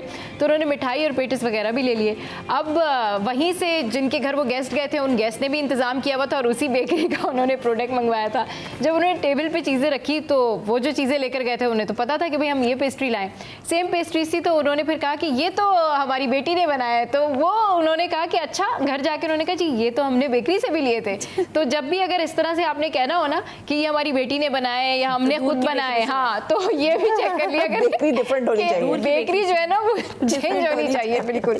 क्या कहेंगी इस पे आप अफजा मैम? बिल्कुल बिल्कुल, ये तो है कि वो जो ये कहा जाता है ना कि बच्ची ने तो ये बनाया था, अगर वो घर में जाने के बाद वैसा नहीं बना पा रही है तो ये भी खैर कहा जा सकता है कि चले हेल्प की थी घर में या कुछ, लेकिन इतना ज्यादा ओवर वो नहीं बताना चाहिए कि बच्ची ये भी कर सकती है, ये भी कर सकते हैं। ऐसा नहीं, एक्सपेक्टेशंस बहुत ज्यादा बढ़ जाती हैं। और इसमें एक मसला ये भी होता है कि आपने ये देखा होगा कि जो होता है ना, सास ये कहती है मैं तो ये करती थी, आपको भी यही करना है। और इसमें इकरा जो अच्छी टैलेंटेड लड़कियां हैं जो वाकई केक बेकिंग जानती हैं, बेहतरीन खाना बनाना जानती हैं या एक्सपर्ट हैं, वो शायद अपनी एक्सपर्टीज रिश्ते के टाइम पर इतनी नहीं बताती, क्योंकि उन्हें पता होता है कि हम कर लेंगे, हमें पता है। वो ये कहती हैं हाँ हम सब कर लेते हैं। लेकिन हमेशा ये होता है कि जो इस मामलात में आगे नहीं होते वही बढ़ चढ़ के बता रहे होते हैं कि जी कढ़ाई तो फौरन से बना लेते हैं, हमारी बेटी तो बस ऐसी है। अच्छा, बेसिकली ये चीज़ ना दोनों जगह से आ रही होती है। अगर लड़कियों के बारे में कुछ आइडियल चीज़ बताई जा रही होती है तो वहाँ लड़कों का इमेज भी जो है बहुत पॉजिटिव क्रिएट किया जा रहा है। पॉजिटिव क्रिएट किया हमारा बेटा बिल्कुल नहीं करता, इतना अच्छा है, रहम दिल है। बाद में आहिस्ता आहिस्ता पता चलता है वो कितना रहम दिल है, कितना रहम। चीज़ों के ऊपर फिर जो वो बहस होती है बाद में, पहले कहा जाता है कि हम कुछ नहीं लेंगे, फिर उसके बाद जो है वो बाद में चीज़ें बताई जा रही होती है। तो it's not a one sided story, ये दोनों तरफ ऐसा ही है। क्योंकि हमारे यहाँ जिस तरह का भी माहौल चल रहा है ना, तो वी जस्ट वांट कि भाई किसी तरीके से हमारा अच्छा इंप्रेशन क्रिएट। बात की बात में देखी जाएगी, जब वो बहू आ जाएगी, वो कहते हैं ना कि तरबूज और बहू और दामाद तभी पता चलते हैं जब घर आते हैं। अच्छा चलें जी। वरना तो वो मीठी छुरी से काट के आपको चखा देता है तरबूज, लेकिन जब आप घर आते हैं और अपनी सादी छुरी से काटते हैं तो तरबूज बहुत फीका होता है। इसी तरीके से हर चीज़ आइडियल दिखाई जाती है। हम लोग कपड़े भी खरीदते हैं ना, वो हमें किसी प्रोडक्ट की कोई भी ऐसा साइड इफेक्ट नहीं बताते कि भाई ये है। इकरा ने बड़ी अच्छी बात की कि न सिर्फ लड़कियां बल्कि लड़के, जब माएँ जो है वो रिश्ता लेकर जाती हैं कि जी हमारा बेटा तो ऐसा है, हमारा बेटा तो ऐसा है, बाद में वही बेटा होता है जिसके बारे में उनकी बहू शिकायत कर रही होती कि आपने तो ये कहा था, ये तो ये क्वालिटी इसके अंदर है नहीं। तो क्यों इतना शुगर कोटेड कर लेते हैं हम इन मामलात को कि दूसरों को बाद में परेशानी हो। भाई अगर आपकी जो नेचर है, आपकी जो ख़ानदानी तरबियत है या जो भी कुछ आपके ख़ानदानी मामलात हैं वो बता दें अगलों को, ताकि उन्हें पता हो कि भाई आप लोग इसी तरह के लोग हैं और यही होता है आपके यहाँ। तो बीइंग अ मदर देख रही होती है ना, एक मदर जो है वो तो अपने बच्चे की कभी भी बुराई करना पसंद नहीं करेंगी। सही। वो तो दूसरा बंदा आके वो देखते हैं कि ये चीज़ ऐसे नहीं ऐसे है। ये वो कहती है हमारे बच्चे तो बहुत अच्छे हैं। वो बहू देख रही, वो कह रही ये क्या आपने गीला तौलिया बेड पे फेंक दिया, वॉशरूम में ये नहीं हुआ, या फिर किसी और चीज़ के ऊपर। तो वो तो बीइंग अ मदर देख रही है, और वो जो एक डिफरेंट उससे आई है तो वो कहेंगी ये क्या चीज़ ऐसे क्यों हो रही है, तो वो कहेंगी नहीं ये तो ऐसे ही करता है। लेकिन ये कि थोड़ा चेंज दोनों तीनों तरफ से होना चाहिए, सास को भी, शौहर को भी, बीवी को भी। बेसिकली यहाँ पे ना आइडियल सेल्फ और रियल सेल्फ की भी बात होती है। सही। बहुत मुश्किल है अपनी आइडियल सेल्फ को एक्सेप्ट करना और लोगों के सामने लेकर आना। लोग इसलिए हम लोग एक ये कॉन्सेप्ट तभी आया कि एक आइडियल सेल्फ होती है और एक आपकी रियल सेल्फ होती है। Real self is what actually you are, ideal self is जो आप लोगों को दिखाते हैं। तो जब ये वाले सारे मामला चल रहे होते हैं ना, तो people usually show their ideal self. और रियल सेल्फ वो एक्सेप्टेंस खुद को नहीं होती तो वो दूसरों से क्या एक्सेप्ट करवाएंगे। तो वो इंप्रेशन मैनेजमेंट के ऊपर सारा गेम चल रहा होता है। और फिर उसके बाद जब रियलिटी चेक्स मिलते हैं तो दोनों तरफ से जो है ना फिर वो कॉन्फ्लिक्ट आते हैं, पर्सनालिटी क्लैशेस होते हैं, और फिर मसला वहाँ पे जो है वो गड़बड़ होता है कि फिर हम सब अपने अपने रोल से बाहर निकल के अपना जो है वो रियल सेल्फ। अच्छा, मसला ये ना कि अगर कोई फैमिली ऐसी बहू का इंतखाब कर रही है जो कि घर में रहती है या फिर वो घर में ही रह के घर के काम काज करेगी, तो उसका सिनेरियो फिर अलग हो जाता है। लेकिन जो वर्किंग वुमेन्स होती हैं जिनको शादी के बाद भी जॉब करनी होती है, उनके लिए डबल मुश्किल होती है, क्योंकि वो बाहर भी मैनेज कर रही होती हैं और फिर वो एक जो नया एटमॉस्फेयर है वो भी मैनेज कर रही होती है, वो फिर डबल जो है ना मुसीबत होती है उनके लिए। अच्छा, उसमें किस तरह के टॉन्ट्स होते हैं या उसकी मुश्किलात क्या हैं, या इन शॉर्ट उसमें लड़की क्या बेयर कर रही होती है? अच्छा, मैं थोड़ा सा उसी से कंटिन्यू करूंगी कि जैसे वो कहें ना टू वेज होते हैं, तो ये वही वाली बात फिर से मैं कह रही हूँ, अपब्रिंगिंग पे होती है। बहुत सारी जगहों पे मदर्स को अपने बेटों की आदत का पता भी नहीं होता। सही। जब आप शादी कर लड़की आती है, when you start living with someone together in a room, then you find out things. अच्छा, अच्छा इसमें ये भी खामियां हैं। बहुत दफा ऐसा होता है कि हम सालों से जानते हैं लेकिन हमें पता ही नहीं था, but you start living, then you see the towel issue, the cupboards छुड़े हुए हैं, ड्रॉ भी खुले हुए हैं, और ये क्यों सही नहीं है वो।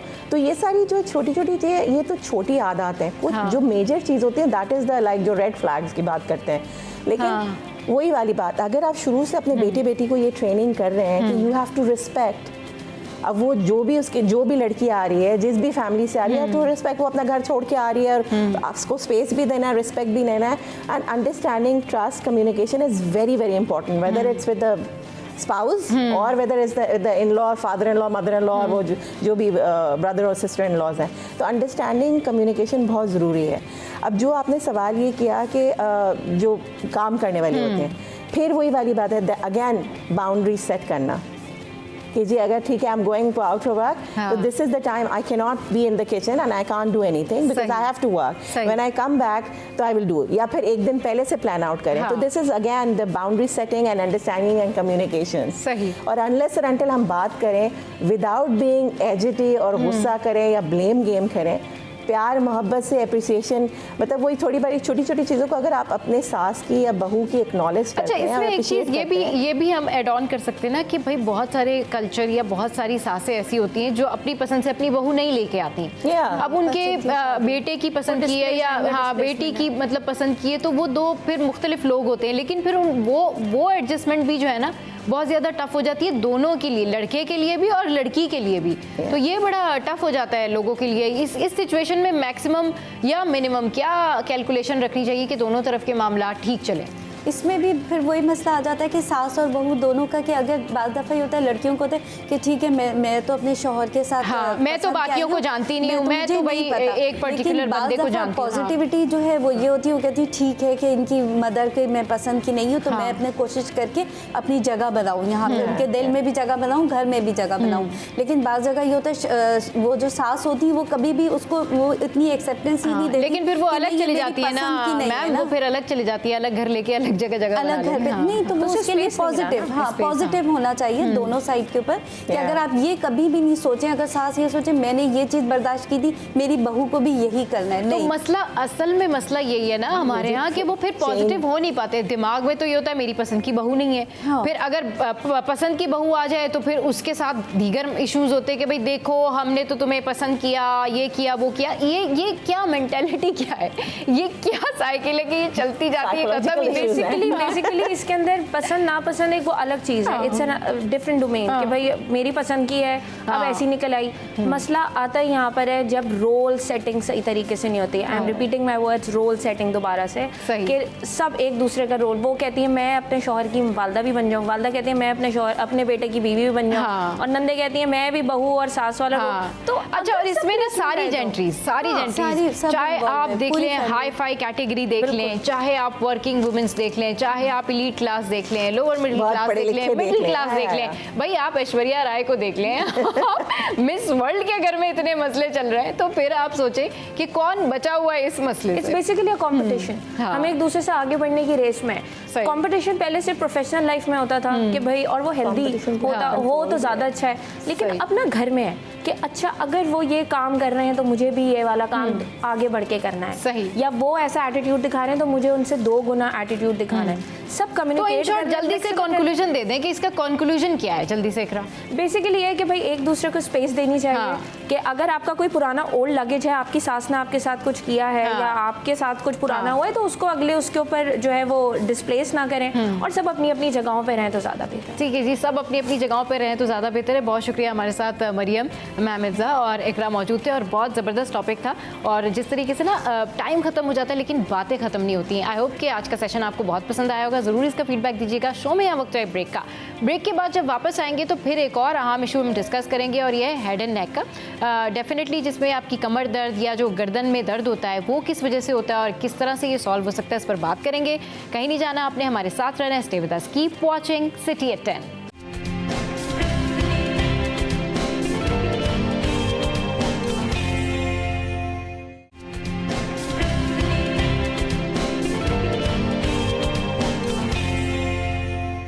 Welcome back. तो जनाब अब हम बात करेंगे अहम इशू पे और ये इशू तकरीबन तमाम लोगों के साथ ही होता है यूजुअली, और ये है कि हमारी गर्दन का दर्द या कमर का दर्द। और इस हवाले से हम जो होम रेमेडी है वो भी बहुत करते हैं और इसके अलावा हमें कोई ऑप्शन समझ में नहीं आती क्योंकि पर्टिकुलर क्या वाकई इसकी मेडिसिन होती हैं या थेरेपी होती है। इस पर बात करने के लिए हमें ज्वाइन किया है हमारे गेस्ट ने, और हमारे साथ इस वक्त जो हैं वो डॉक्टर सारा हफ्सा मौजूद हैं, साइकोथेरेपिस्ट भी हैं और एडवांस पे मैनेजमेंट क्लिनिकल मैनुअल रजामा थेरेपिस्ट भी हैं। और उनके साथ मौजूद हैं हमारे शाह नज़ीर साहब जो कि सीनियर हर्बलिस्ट भी हैं। Welcome to the show. कैसे हैं आप लोग? अल्लाह का शुक्र, आप खैरियत से? हाँ बिल्कुल ठीक ठाक। अच्छा सारा, जिस तरीके से अभी मैं ये बात करी थी कि सबको ये इश्यूज़ होते हैं और हर कोई इसकी कंप्लेन कर रहा होता है लेकिन पर्टिकुलर पता नहीं होता कि करना क्या है, कि इसकी कोई मेडिसिन है, कोई थेरेपी है या फिर किस तरीके से इसको इस दर्द को कैसे ठीक करना है। क्योंकि आम परसेप्शन यही होता है कि ठीक है गर्दन में दर्द है, आपने कोई बाम लगा लिया, आपने पैनाडोल ले ली या फिर आपने रिलैक्स कर लिया और वो ख़त्म हो जाएगा, लेकिन वो कंटिन्यूस चलता रहता है। तो इस हवाले से बताएं। Okay, thank you so much for having me. देखिए ये जो गर्दन का जो दर्द होता है मोस्टली इसको हम मेडिकल टर्मिनोलॉजीज में कहते हैं cervical pain, neck pain and ये सब होता है, ठीक है। अब ये देखना पड़ता है कि इसका रूट कॉज क्या है, क्योंकि इसके जो हैं वो बहुत ज़्यादा रूट कॉज आ रहे होते हैं, डिफरेंट रूट कॉज होते हैं। सबसे पहले जो एक वो होता है स्ट्रेस, क्योंकि हम स्ट्रेस में इतना होते हैं और जब हमारे माइंड में जब स्ट्रेस आ रहा होता है सबसे पहले वो अटैक करते हैं हमारे मस्कुलर रीजन में, मसल्स पे अटैक हो रहा होता है। और फिर हमारा पोजिशनल पेन भी बहुत होता है जब हम पोस्चर को अलाइन नहीं कर रहे होते, बैड पोस्चर से बैठ रहे होते हैं। सो ये भी हमें बहुत ज़्यादा इफ़ेक्ट कर रहा होता है गर्दन पे। तो बजाय कि हम ये कहें कि हम बिल्कुल ही एक मेडिसिन पे जाएं, हम लोग क्या करते हैं मोस्टली हमारे जो पाकिस्तानी ऑडियंस है वो सबसे ज़्यादा क्या उनका फोकस होता है कि वो मेडिसिन ले लें, क्योंकि ये टेम्प्रेरी जो है वो पेन को रिलीव कर रहा होता है। लेकिन हम उसके रूट कॉज पे नहीं जा रहे होते कि उसका रूट क्या है, हम बिल्कुल भी नहीं जा रहे होते। तो जब एक ये फिजियोथेरेपिस्ट के पास जब आते हैं तो उस फिजियोथेरेपिस्ट का सबसे पहले काम क्या होता है कि हम सबसे पहले इवैल्यूएट कर रहे होते हैं कि मेन क्या है, रीज़न क्या है इसका। सम टाइम ये रीज़न होता है कि सम टाइम ये नर्व पेन आ रहा होता है, सम टाइम ये मस्कुलर पेन होता है। इसके ना बहुत सारे एक वैरायटी ऑफ कॉजेज़ हैं, ठीक है। तो हम एक कस्टमाइज प्लान बना रहे होते हैं। कस्टमाइज प्लान जब हम करते हैं तो उसको हम जो है वो ट्रीट कर रहे होते हैं, ट्रीटमेंट दे रहे होते हैं। बहुत सारे ट्रीटमेंट होता है। अब हमारे माइंड में ये भी होता है कि फिजियोथेरेपी जो है वो पहले एक सेंचुरीज में होती थी कि जस्ट फिजियोथेरेपी का मतलब ये है कि हमने एक्सरसाइज कर ली, एक्सरसाइज के बाद 2-4 मेडिसिन दे दी और वो पेन को रिलीफ हो गया। लेकिन अब फिजियोथेरेपी बहुत ज़्यादा एडवांस है, उसमें बहुत ज़्यादा टेक्नोलॉजीज आ गई हैं जिसमें हम ये लेज़र के थ्रू भी इसको हम ट्रीट कर रहे होते हैं, इस गर्दन के पेन को, ठीक है। हम इसमें नीडल्स के थ्रू भी पेन को ट्रीट कर रहे होते हैं, हम इसमें कपिंग के थ्रू भी, हम इसमें टेपिंग के थ्रू भी, ये सब होता है।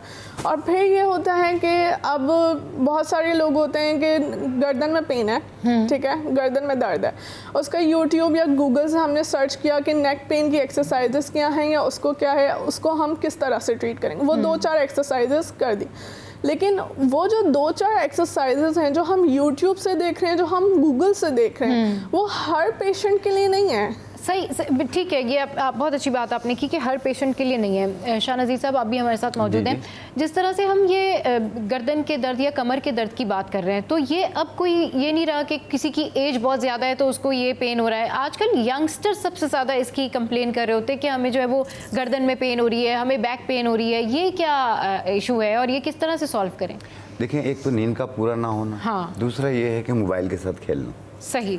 और कोई भी काम नहीं, अब इसमें मोबाइल से जब खेलते हैं तो उसमें टाइम का पता नहीं चलता। सही। एक तो आपकी नींद भी पूरी नहीं हुई, दूसरा आपकी गर्दन झुकी हुई है, उससे यहाँ पे नर्व दबते हैं फिर। और तीसरी चीज़ ये है कि स्ट्रेस लेवल, जब स्ट्रेस लेवल आपका हाई होगा, गर्दन में खिंचाव होगा। अच्छा। उसके साथ घबराहट भी होती है, दिमाग भी चलने लग जाता है, बातें भी सोचना शुरू हो जाते हैं, एक की चार, चार की आठ निकालते हैं। सही। और फिर रोने को दिल करता है। तो ये सारी चीज़ें अटैक करती हैं। हाँ, ऐसी बहुत सारी होती हैं। तो जिस तरह भी डॉक्टर साहबा ने बताया कि यहाँ पे नर्व भी होती हैं, पट्टे भी होते हैं, आसाब भी है, ये सारी चीज़ों को मद्देनजर रखना होता है। हर फिजियोथेरेपी या हर दवा हर मरीज के लिए नहीं होती। हाँ। हर एक के अपने अलग अलग होते हैं, सिम्टम्स होते हैं। सही। अच्छा, तो जिस तरह से अभी आपने बताया कि ये तो इसके साइन एंड सिम्टम्स हो गए, लेकिन अब एक चीज़ तो आपको ही पता है शाहनज़ीर साहब, के मोबाइल अगर आप कितना भी कह लें तो मुझ समेत शायद कोई छोड़ने को तैयार नहीं होगा, क्योंकि आप जब भी किसी को देखें कि फ्री टाइम में क्या कर रहे हैं, वो मोबाइल के साथ होते हैं। तो इस मसले का फिर परमानेंट हल कैसे निकाला जाए? कोई परमानेंट कोई थेरेपी है, कोई एक्सरसाइज है, या कोई ऐसी मेडिसिन होती है कि आप को ये फिर पेन ना हो? देखिए, ये एक आदत भी है। दूसरा ये है कि अपने आप पे इंसान को चाहिए कि अपने आप से प्यार करे, खुद रहम करे इंसान अपने आप पे। बिल्कुल सही। और जिन लोगों को भी स्ट्रेस लेवल की वजह से हेडेक भी महसूस होती है, माइग्रेन भी महसूस होता है, इसके अलावा गर्दन में खिंचाव, गर्दन पे दर्द रहता है, तो एक फूल मिलेंगे आपको, लेवेंडर फ्लावर। अच्छा। हाँ, उसका कहवा बना के रात सोते वक्त पिएं, एक टाइम रोजाना। ओके। इससे एक तो नींद भी बेहतर हो जाएगी, स्ट्रेस लेवल भी नीचे आएगा, सर दर्द भी खत्म होगा, गर्दन का खिंचाव भी खत्म होगा। सही। दूसरी चीज, अगर आपको सर्वाइकल हो गई है और उसमें लेटते बैठते चक्कर भी महसूस हो रहे हैं, तो ऐसी सूरत में अगर इसमें S1 का मोहरा दबता है तो हाथ भी सुन्न होते हैं, याद रखिए। सही। तो इसको ठीक करने के लिए दो बूटियां आती हैं, एक सत्तावर, एक अश्वगंधा, जिसे अजगन नागोरी कहा जाता है। इसमें विटामिन B12, B6 बहुत पाया जाता है। अच्छा। इन दोनों को 100-100 ग्राम लेके पहले साफ कर लें, फिर मिक्स करके बारीक पाउडर बना लें। 1 चाय वाली चम्मच सुबह, 1 चाय वाली चम्मच शाम, 1 कप दूध या पानी से। और ये कुछ अरसा यूज़ करना है। 5 दिन में, याद रखिएगा, जो चीज़ 5 दिन 6 दिन में काम ना करे, वो 5-6 साल में भी नहीं करेगी। Okay, that's a good point. कोई भी दवा आप लेते हैं, तो इसलिए 5-6 दिन में आपको काफ़ी फ़र्क महसूस होगा। आप इसे महीना 1.5 महीना यूज़ करके जब मुकम्मल ठीक हो जाए, आप इसे छोड़ दें। ठीक। अच्छा सारा, आप इसकी क्या रेमेडी बताएंगी? क्या आप इसकी एक्सरसाइज या इलाज? इसका देखें, एक्सरसाइज और इलाज इसका ये है कि सबसे पहले आप अपने पोस्चर पे फोकस करें। ठीक है। हम लोग मोबाइल यूज़र्स होते हैं, हम लोग बैठे हुए होते हैं, हम कभी यूं कर रहे, यूं झुक के हमेशा हम लोग मोबाइल को टेक्सटिंग कर रहे होते हैं, हमारी जो नेक होती है वो यूं होती है। ठीक है। फिर सम टाइम हम ऐसा होता है कि हम लोग जो है सारा, अगर मोबाइल यूज़ ना भी कर रहे हो ना, तो लैपटॉप या फिर कोई ना कोई एक ऐसी एक्टिविटी होती है जिसकी वजह से ये सब होता है। वो क्या होता है कि हम अपने पोस्चर पे फोकस नहीं कर रहे होते ना, हम अपने पोस्चर को ही नहीं देख रहे होते। हम लैपटॉप यूज़ कर रहे हैं, लैपटॉप लेटे में है, लैपटॉप हमने जो है वो अपनी लैप पे रखा हुआ है, और हमारी जो ये गर्दन है वो यूं करके वो हो रही है। तो जब गर्दन यूं करके आएगा तो आप मोस्टली 99% ये है कि सबका फॉरवर्ड हेड है। किसी का भी जो नेक का लेवल है वो जो एक एर्गोनॉमिकली जो है वो ठीक नहीं है। हम पिलो भी यूज़ कर रहे हैं, हम मोबाइल यूज़ कर रहे हैं, तो हमने पिलो एक से अगर हमारा काम नहीं हो रहा, हमने दूसरा रख दिया, तो उसकी वजह से जो है वो हमारा जो ये गर्दन है, ये हमारा फॉरवर्ड हो जाता है। जब ये हमारे मसल्स और जब ये हमारा पोस्चर ही खराब हो रहा है, तो फिर डेफिनेटली ये तो पेन आएगा। तो उसके लिए सबसे बेहतर ये है, क्योंकि हम इतना गुड पोस्चर भी अडॉप्ट नहीं कर सकते, because we are not habitual. So उसके लिए ये है कि अगर आप बैड पोस्चर भी अडॉप्ट कर रहे हैं, बट 5 to 10 मिनट्स के लिए आप अपने जो पोस्चर है, अपना जो बॉडी अलाइनमेंट है, उसको ठीक करें। सही। और जो है वो, अगर आप मोबाइल यूज़ कर रहे हैं या लैपटॉप यूज़ कर रहे हैं, सम टाइम बहुत ज़्यादा आजकल ऑनलाइन वर्क्स बहुत हो रहे हैं। ठीक है। तो 7 to 8 आवर्स जो हैं वो लोग लैपटॉप पे रहते हैं, या कुछ बहुत ही ज़्यादा जो है वो लैपटॉप पे रहते हैं। तो जब हम ये सब चीज़ें वो कर रहे हैं तो 10 से 15 मिनट के लिए अपनी बॉडी को थोड़ा सा रिलैक्स करें, हाइड्रेट रहें। लैक ऑफ वाटर की वजह से भी मसल्स बहुत डिहाइड्रेशन में चले जाते हैं, जिसकी वजह से पेन की कंप्लेंट बहुत होती है। सो अपनी ट्राई करें कि अपनी बॉडी को हाइड्रेट रखें आप लोग, अपना जो पोस्चर है उसको जो है वो ठीक रखें, एंड बैठे बैठे, खड़े खड़े, लेटे लेटे भी स्ट्रेचेस होती हैं, एक्सरसाइजेज होती हैं, मोबिलिटीज़ होती हैं। सो वो जो है वो बहुत सिंपल सी होती हैं कि बैठे में आप अपनी जो कमर और जो गर्दन है उसको यूं स्ट्रेट कर लें, थोड़ा सा यूं कर लें ताकि आपके जो मसल्स हैं, जो बैक के मसल्स, जो नेक के मसल्स हैं वो स्ट्रेच हो जाएं। अपने यूं कर लें, यूं कर लें अपनी नेक को इस तरह से। यानी कि आप ये कह रही हैं कि अगर आप बहुत देर तक कोई काम कर रहे हैं लैपटॉप पे या फिर आप मोबाइल यूज़ कर रहे हैं तो एटलीस्ट आप थोड़ा सा जागें, उस टाइम ख्याल करें और थोड़ा अपना जो मूवमेंट है उसको करते रहें ताकि वो स्टैटिक नहीं हो जाए, ताकि आपको नर्व पेन नहीं हो, मसल पेन नहीं हो। फिर ये होता है कि वो बढ़ते बढ़ते वो सिवियर हो जाता है, बहुत ज़्यादा सिवियर हो जाता है। ये हमारा स्टार्ट होता है मसल्स पेन से, ठीक है। मसल पेन को अगर ट्रीट ना किया जाए, अगर उसको रिलैक्स ना किया जाए तो वो मसल इतने शॉर्टनिंग में चले जाते हैं कि वो फिर नर्व की कंप्रेशन स्टार्ट करते हैं। जैसे इन्होंने डॉक्टर साहब ने कहा कि ये जो नर्व जब हमारी कंप्रेस हो रही होती है तो फिर वो नमनेस और ये सब इश्यूज, ये सब इश्यूज पे ये नर्व का इशू बन जाता है, ठीक है। ये मसल से स्टार्ट होता है, then it goes to the nerve. ये सारा जो है वो फिर ये एक चैम्बर और एक ये चैनल को जो है ना वो अडॉप्ट कर लेता है और उसको ये ट्रिगर कर लेता है। तो ये सारा प्रॉब्लम होता है जिसकी वजह से जो है वो ये इश्यूज आ रहे होते हैं। तो अपने आप को मोबिलिटी में रखें, मोबाइल रखें, अपने आप को मूवमेंट में रखें। मतलब जितना आप अपने आप को मूवमेंट में रखेंगे ना, आपकी बॉडी उतना रिलैक्स होगी। सो ये होता है कि मतलब आपको अपनी मूवमेंट जो है वो करते रहना चाहिए। चलिए जी, शो में हमारे पास यहाँ वक्त है एक ब्रेक का, और ब्रेक पे जाने से पहले हम विश करेंगे एक और बर्थडे, और ये बर्थडे है ईमान अली की। So happy birthday to you, wish you good luck, और अल्लाह करे आपके ज़िंदगी में इसी तरह से खुशियाँ आएँ और आप ऐसी हंसती मुस्कुराती रहें। तो जनाब बड़ी ज़बरदस्ती ये एक्ट्रेस हैं, बहुत फाइन एक्ट्रेस हैं, और ये शो में यहाँ वक्त एक ब्रेक का, ब्रेक के बाद जब वापस आएंगे तो डिस्कशन को कंटिन्यू करेंगे। स्टे विद अस।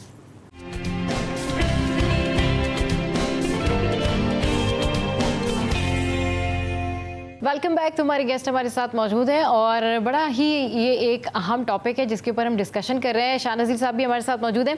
अच्छा, जिस तरीके से मैं ब्रेक लिंक में इससे पहले आपको बता रही थी कि मुझे ऐसा फील होता है कि मुझे पर्टिकुलर कोई नेक पेन नहीं है, लेकिन मुझे ऐसा लगता है नहीं, मुझे बार बार ऐसे करना पड़ता है, या मुझे लगता है नहीं मुझे थोड़ी थकन हो रही है, या मुझे शायद नेक पेन हो रहा है। मतलब मैं ऐसे इमेजिन कर रही थी, बट अगर आप स्कैन कराएं या कोई चीज़ कराएं तो उसमें कोई चीज़ नहीं होती। What is this?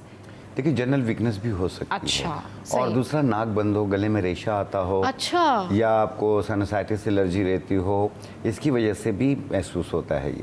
तो इसमें इतनी वो टेंशन वाली बात नहीं है। अगर किसी को भी साइनसाइटिस एलर्जी हो, और धूल, मिट्टी, खुशबू, बदबू, किसी भी चीज़ से एलर्जी हो सकती है, और 20-25 छींकें एक साथ आ जाती हैं, बाज़ औक़ात नाक बंद हो जाती है, गले में रेशा गिरना शुरू हो जाता है, तो ऐसी सूरत में हमारी एंटी एलर्जी जो होती है वो बांसा के पत्ते होते हैं। ठीक।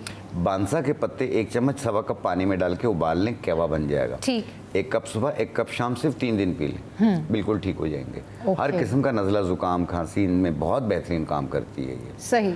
एक होती है कि मैदे की वजह से भी खांसी शुरू हो जाती है, जिससे गर्दन पे भी असर पड़ता है, सर पे भी असर पड़ता है। अगर आपको मैदे की वजह से हो रही हो, तेजाबियत हो रही हो, एसिडिटी हो रही हो, तो आपने पुदीना देसी, सौंफ, अनारदाना और अजवाइन, ये तीनों चीज़ें 50-50 ग्राम लेके मिला के पाउडर बना लें। 1 चाय वाली चम्मच सुबह, 1 चाय वाली चम्मच शाम पानी के साथ खाना खाने के बाद लें, तो इंशाल्लाह तेजाबियत भी दूर हो जाएगी, पेट का फारा भी ख़त्म हो जाएगा, क्योंकि सर भारी हो जाएगा। सारा यही जो सेम सिम्टम मैंने आपको बताया, ये क्या है? लाइक ये आप लोग इसको कैसे ट्रीट करते हैं? ये जो सुपरफिशियल टाइप का पेन होता है, जो सुपरफिशियल टाइप पेन होता है, हम इसको इस तरह से ट्रीट करते हैं कि फर्स्ट ऑफ ऑल हम पेशेंट का ये देखते हैं कि उसका रूट कॉज क्या आ रहा है। ठीक है। जैसे आपने बताया कंटिन्यूसली आपको नेक पेन है ना, बहुत ज़्यादा वीकनेस फील करते हैं, ये इसका रीज़न नहीं, कंटिन्यूसली नहीं, समटाइम्स इट हैपेंस, और ये बहुत सारे लोगों का इशू होता है। हाँ, समटाइम्स ये उस वक्त आ जाता है जब आप कोई एक्टिविटी कर रहे हो, उसके बाद जो है वो ये पेन फील होता है। ठीक है। तो इसमें ये होता है कि आपके जो मसल हैं वो स्पैज़म में चले गए हैं, बहुत ज़्यादा stiff. Spasm mean it's a medical term, but इसको आप इस तरह से देखेंगे स्टिफ हो जाते हैं, ठीक है। जब ये मसल्स स्टिफ हो जाते हैं तो उसमें हम जो थेरेपी देते हैं, क्योंकि जब हम पल्पेट करते हैं हमें पता चल जाता है कि स्टिफ हैं, टॉट बेंड्स हैं, उसमें वो कॉन्ट्रैक्शन भी नहीं हो रही होती, कॉन्ट्रैक्शन भी नहीं, एंड समटाइम ऐसा भी होता है कि आपकी जो मूवमेंट होती है वो बहुत रिस्ट्रिक्ट हो जाती है, यूँ भी नहीं हो रहा होता, इतना ज़्यादा मसल्स स्टिफ हो जाता है। फिर उसके लिए जो हम फिजियो में फिजियोथेरेपी जो हम दे रहे होते हैं वो हम ट्रीट कर रहे होते हैं कपिंग थेरेपी से। कपिंग जो है ये ड्राई, इट्स नॉट अ हिजामा, वेट कपिंग नहीं है, ड्राई कपिंग है, ठीक है। तो ड्राई कपिंग ये एक टेक्निक है, इट्स अ चाइनीज टेक्निक। इसमें क्या है कि सर्कुलेशन ये आपका इम्प्रूव करता है, क्योंकि ये स्टिफनेस का बात है कि आपका ब्लड फ्लो जो है, ब्लड रिस्ट्रिक्शंस आती हैं, तो उसकी वजह से ये बहुत ज़्यादा ब्लड उतना प्रॉपर सर्कुलेट नहीं कर पाता वेन्स में ना। कपिंग के थ्रू, स्टैटिक कपिंग के थ्रू एंड कपिंग से जब हम रिलीज कर रहे होते हैं तो वो सारा जो सर्कुलेशन होता है ना, ब्लड होता है, वो पूरा फ्लो में आ जाता है। सही। फिर सर्कुलेशन इंप्रूव होती है, स्टिफनेस को वो रिलीज कर देता है, सो ऑटोमेटिकली आपका पेन भी ख़त्म हो जाता है, आपकी जो सर्कुलेशन है वो भी इम्प्रूव हो जाती हैं, और ये सब चीज़ें होती हैं। फिर हम इसमें दूसरी चीज़ भी देखते हैं कि जब हमारे मसल्स बहुत ज़्यादा स्पैज़म में होते हैं, फिर उसमें ट्रिगर पॉइंट्स भी होते हैं, इनसाइड ट्रिगर पॉइंट्स मैं एक्सप्लेन कर दूं कि होते क्या है कि ये मसल में छोटे छोटे से वो नॉट्स बन जाते हैं, हाँ, क्योंकि वो इतनी स्टिफनेस होती है तो वो जहाँ से वो डिप्रेस होगा वहाँ वो दैट बिकम नॉट। हाँ, सही। सो उसको हम ट्रीट कर रहे होते हैं नीडल से, ड्राई नीडलिंग, ये हमारा एक टेक्निक है, ठीक है। सो ये ड्राई नीडलिंग से क्या है कि हमारे पास बहुत ही ज़्यादा फाइन नीडल्स होती हैं, उससे हम जो है वो इसको ट्रीट करते हैं। अच्छा, आप बताइएगा शाहनज़ीर साहब कि इसके मसल स्टिफनेस हो गई, मसल कॉन्ट्रैक्शन हो गई, ये किस तरीके से इसका मैटर? देखिए, इसके कई रीज़न मैंने आपको पहले भी बता चुका हूँ, स्ट्रेस लेवल भी है, काफ़ी चीज़ें, और एक चीज़ और को भी मद्देनज़र नहीं रख सकते आप कि जो हमें किसी भी किस्म का ऑपरेट होता है, चाहे वो डिलीवरी सर्जरी हो या हर्निया की सर्जरी हो और हाइड्रोस्टिस की हो या इसके अलावा पाइल्स की सर्जरी हो,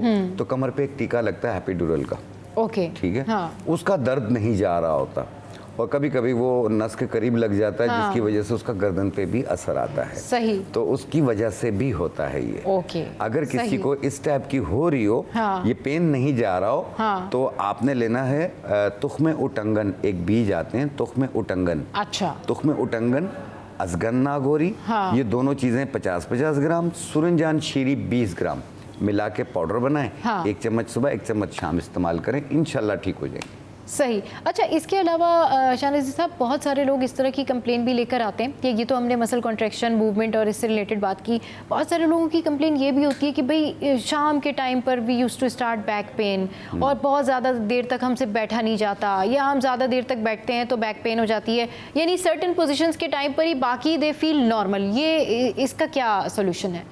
देखिए, बाज़ औक़ात निस्वानी प्रॉब्लम की वजह से ख़वातीन में ये सबसे ज़्यादा प्रॉब्लम होती है, जो टीन एज से शुरू होती है, किसी भी एज से शुरू हो जाती है, और मैरिड अनमैरिड सबको होती है। आम निस्वानी प्रॉब्लम की वजह से कमर में दर्द की शिकायत। सही। और ख़ास तौर पे जब शाम होती है, या तो कमर दर्द बताती हैं या बुखार सी फीलिंग्स बताती हैं। तो इसको ठीक करने के लिए आपने लेना है निशास्ता गंदुम। निशास्ता गंदुम 50 ग्राम, कमर कस 50 ग्राम और गोंद कीकर 50 ग्राम, इनको मिलाकर पाउडर बना लें, 1 चम्मच सुबह 1 चम्मच शाम इस्तेमाल करें, इंशाल्लाह ताला कमर भी मजबूत हो जाएगी और आम निस्वानी प्रॉब्लम भी दूर हो जाएगी, और दूसरा एक्टिव भी हो जाएंगी। इसकी वजह से चेहरा पीला पीला रहता है, सुस्त रहने लग जाते हैं, ये चीज़ भी दूर हो जाएगी। ठीक है, सारा आप बताएं इसका क्या सोल्यूशन?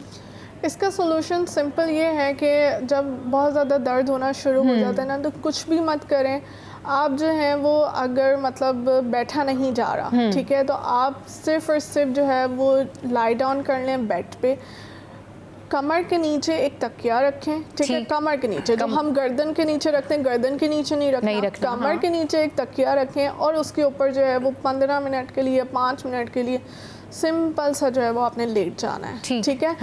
ये जो है, ये आपका ये जो पेन है, जो एक थोड़ा सा फटीक लेवल भी हाई हो जाता है हमारा, और इसमें तो ये जो है ये रिलैक्स हो जाएगा, क्योंकि सम टाइम कमर का ये बैठा नहीं जा रहा होता है। ये मसला इस वजह से भी होता है क्योंकि हमारे जो कर्व्स हैं वो स्ट्रेट हो जाते हैं। ठीक, हमारे जो लंबर स्पाइन जो कर्व है वो स्ट्रेट हो जाता है, एंड सर्वाइकल का भी प्रॉब्लम हमें इस वजह से आ रहा होता है क्योंकि वो कर्व जो है वो स्ट्रेटनिंग में चला जाता है। सही।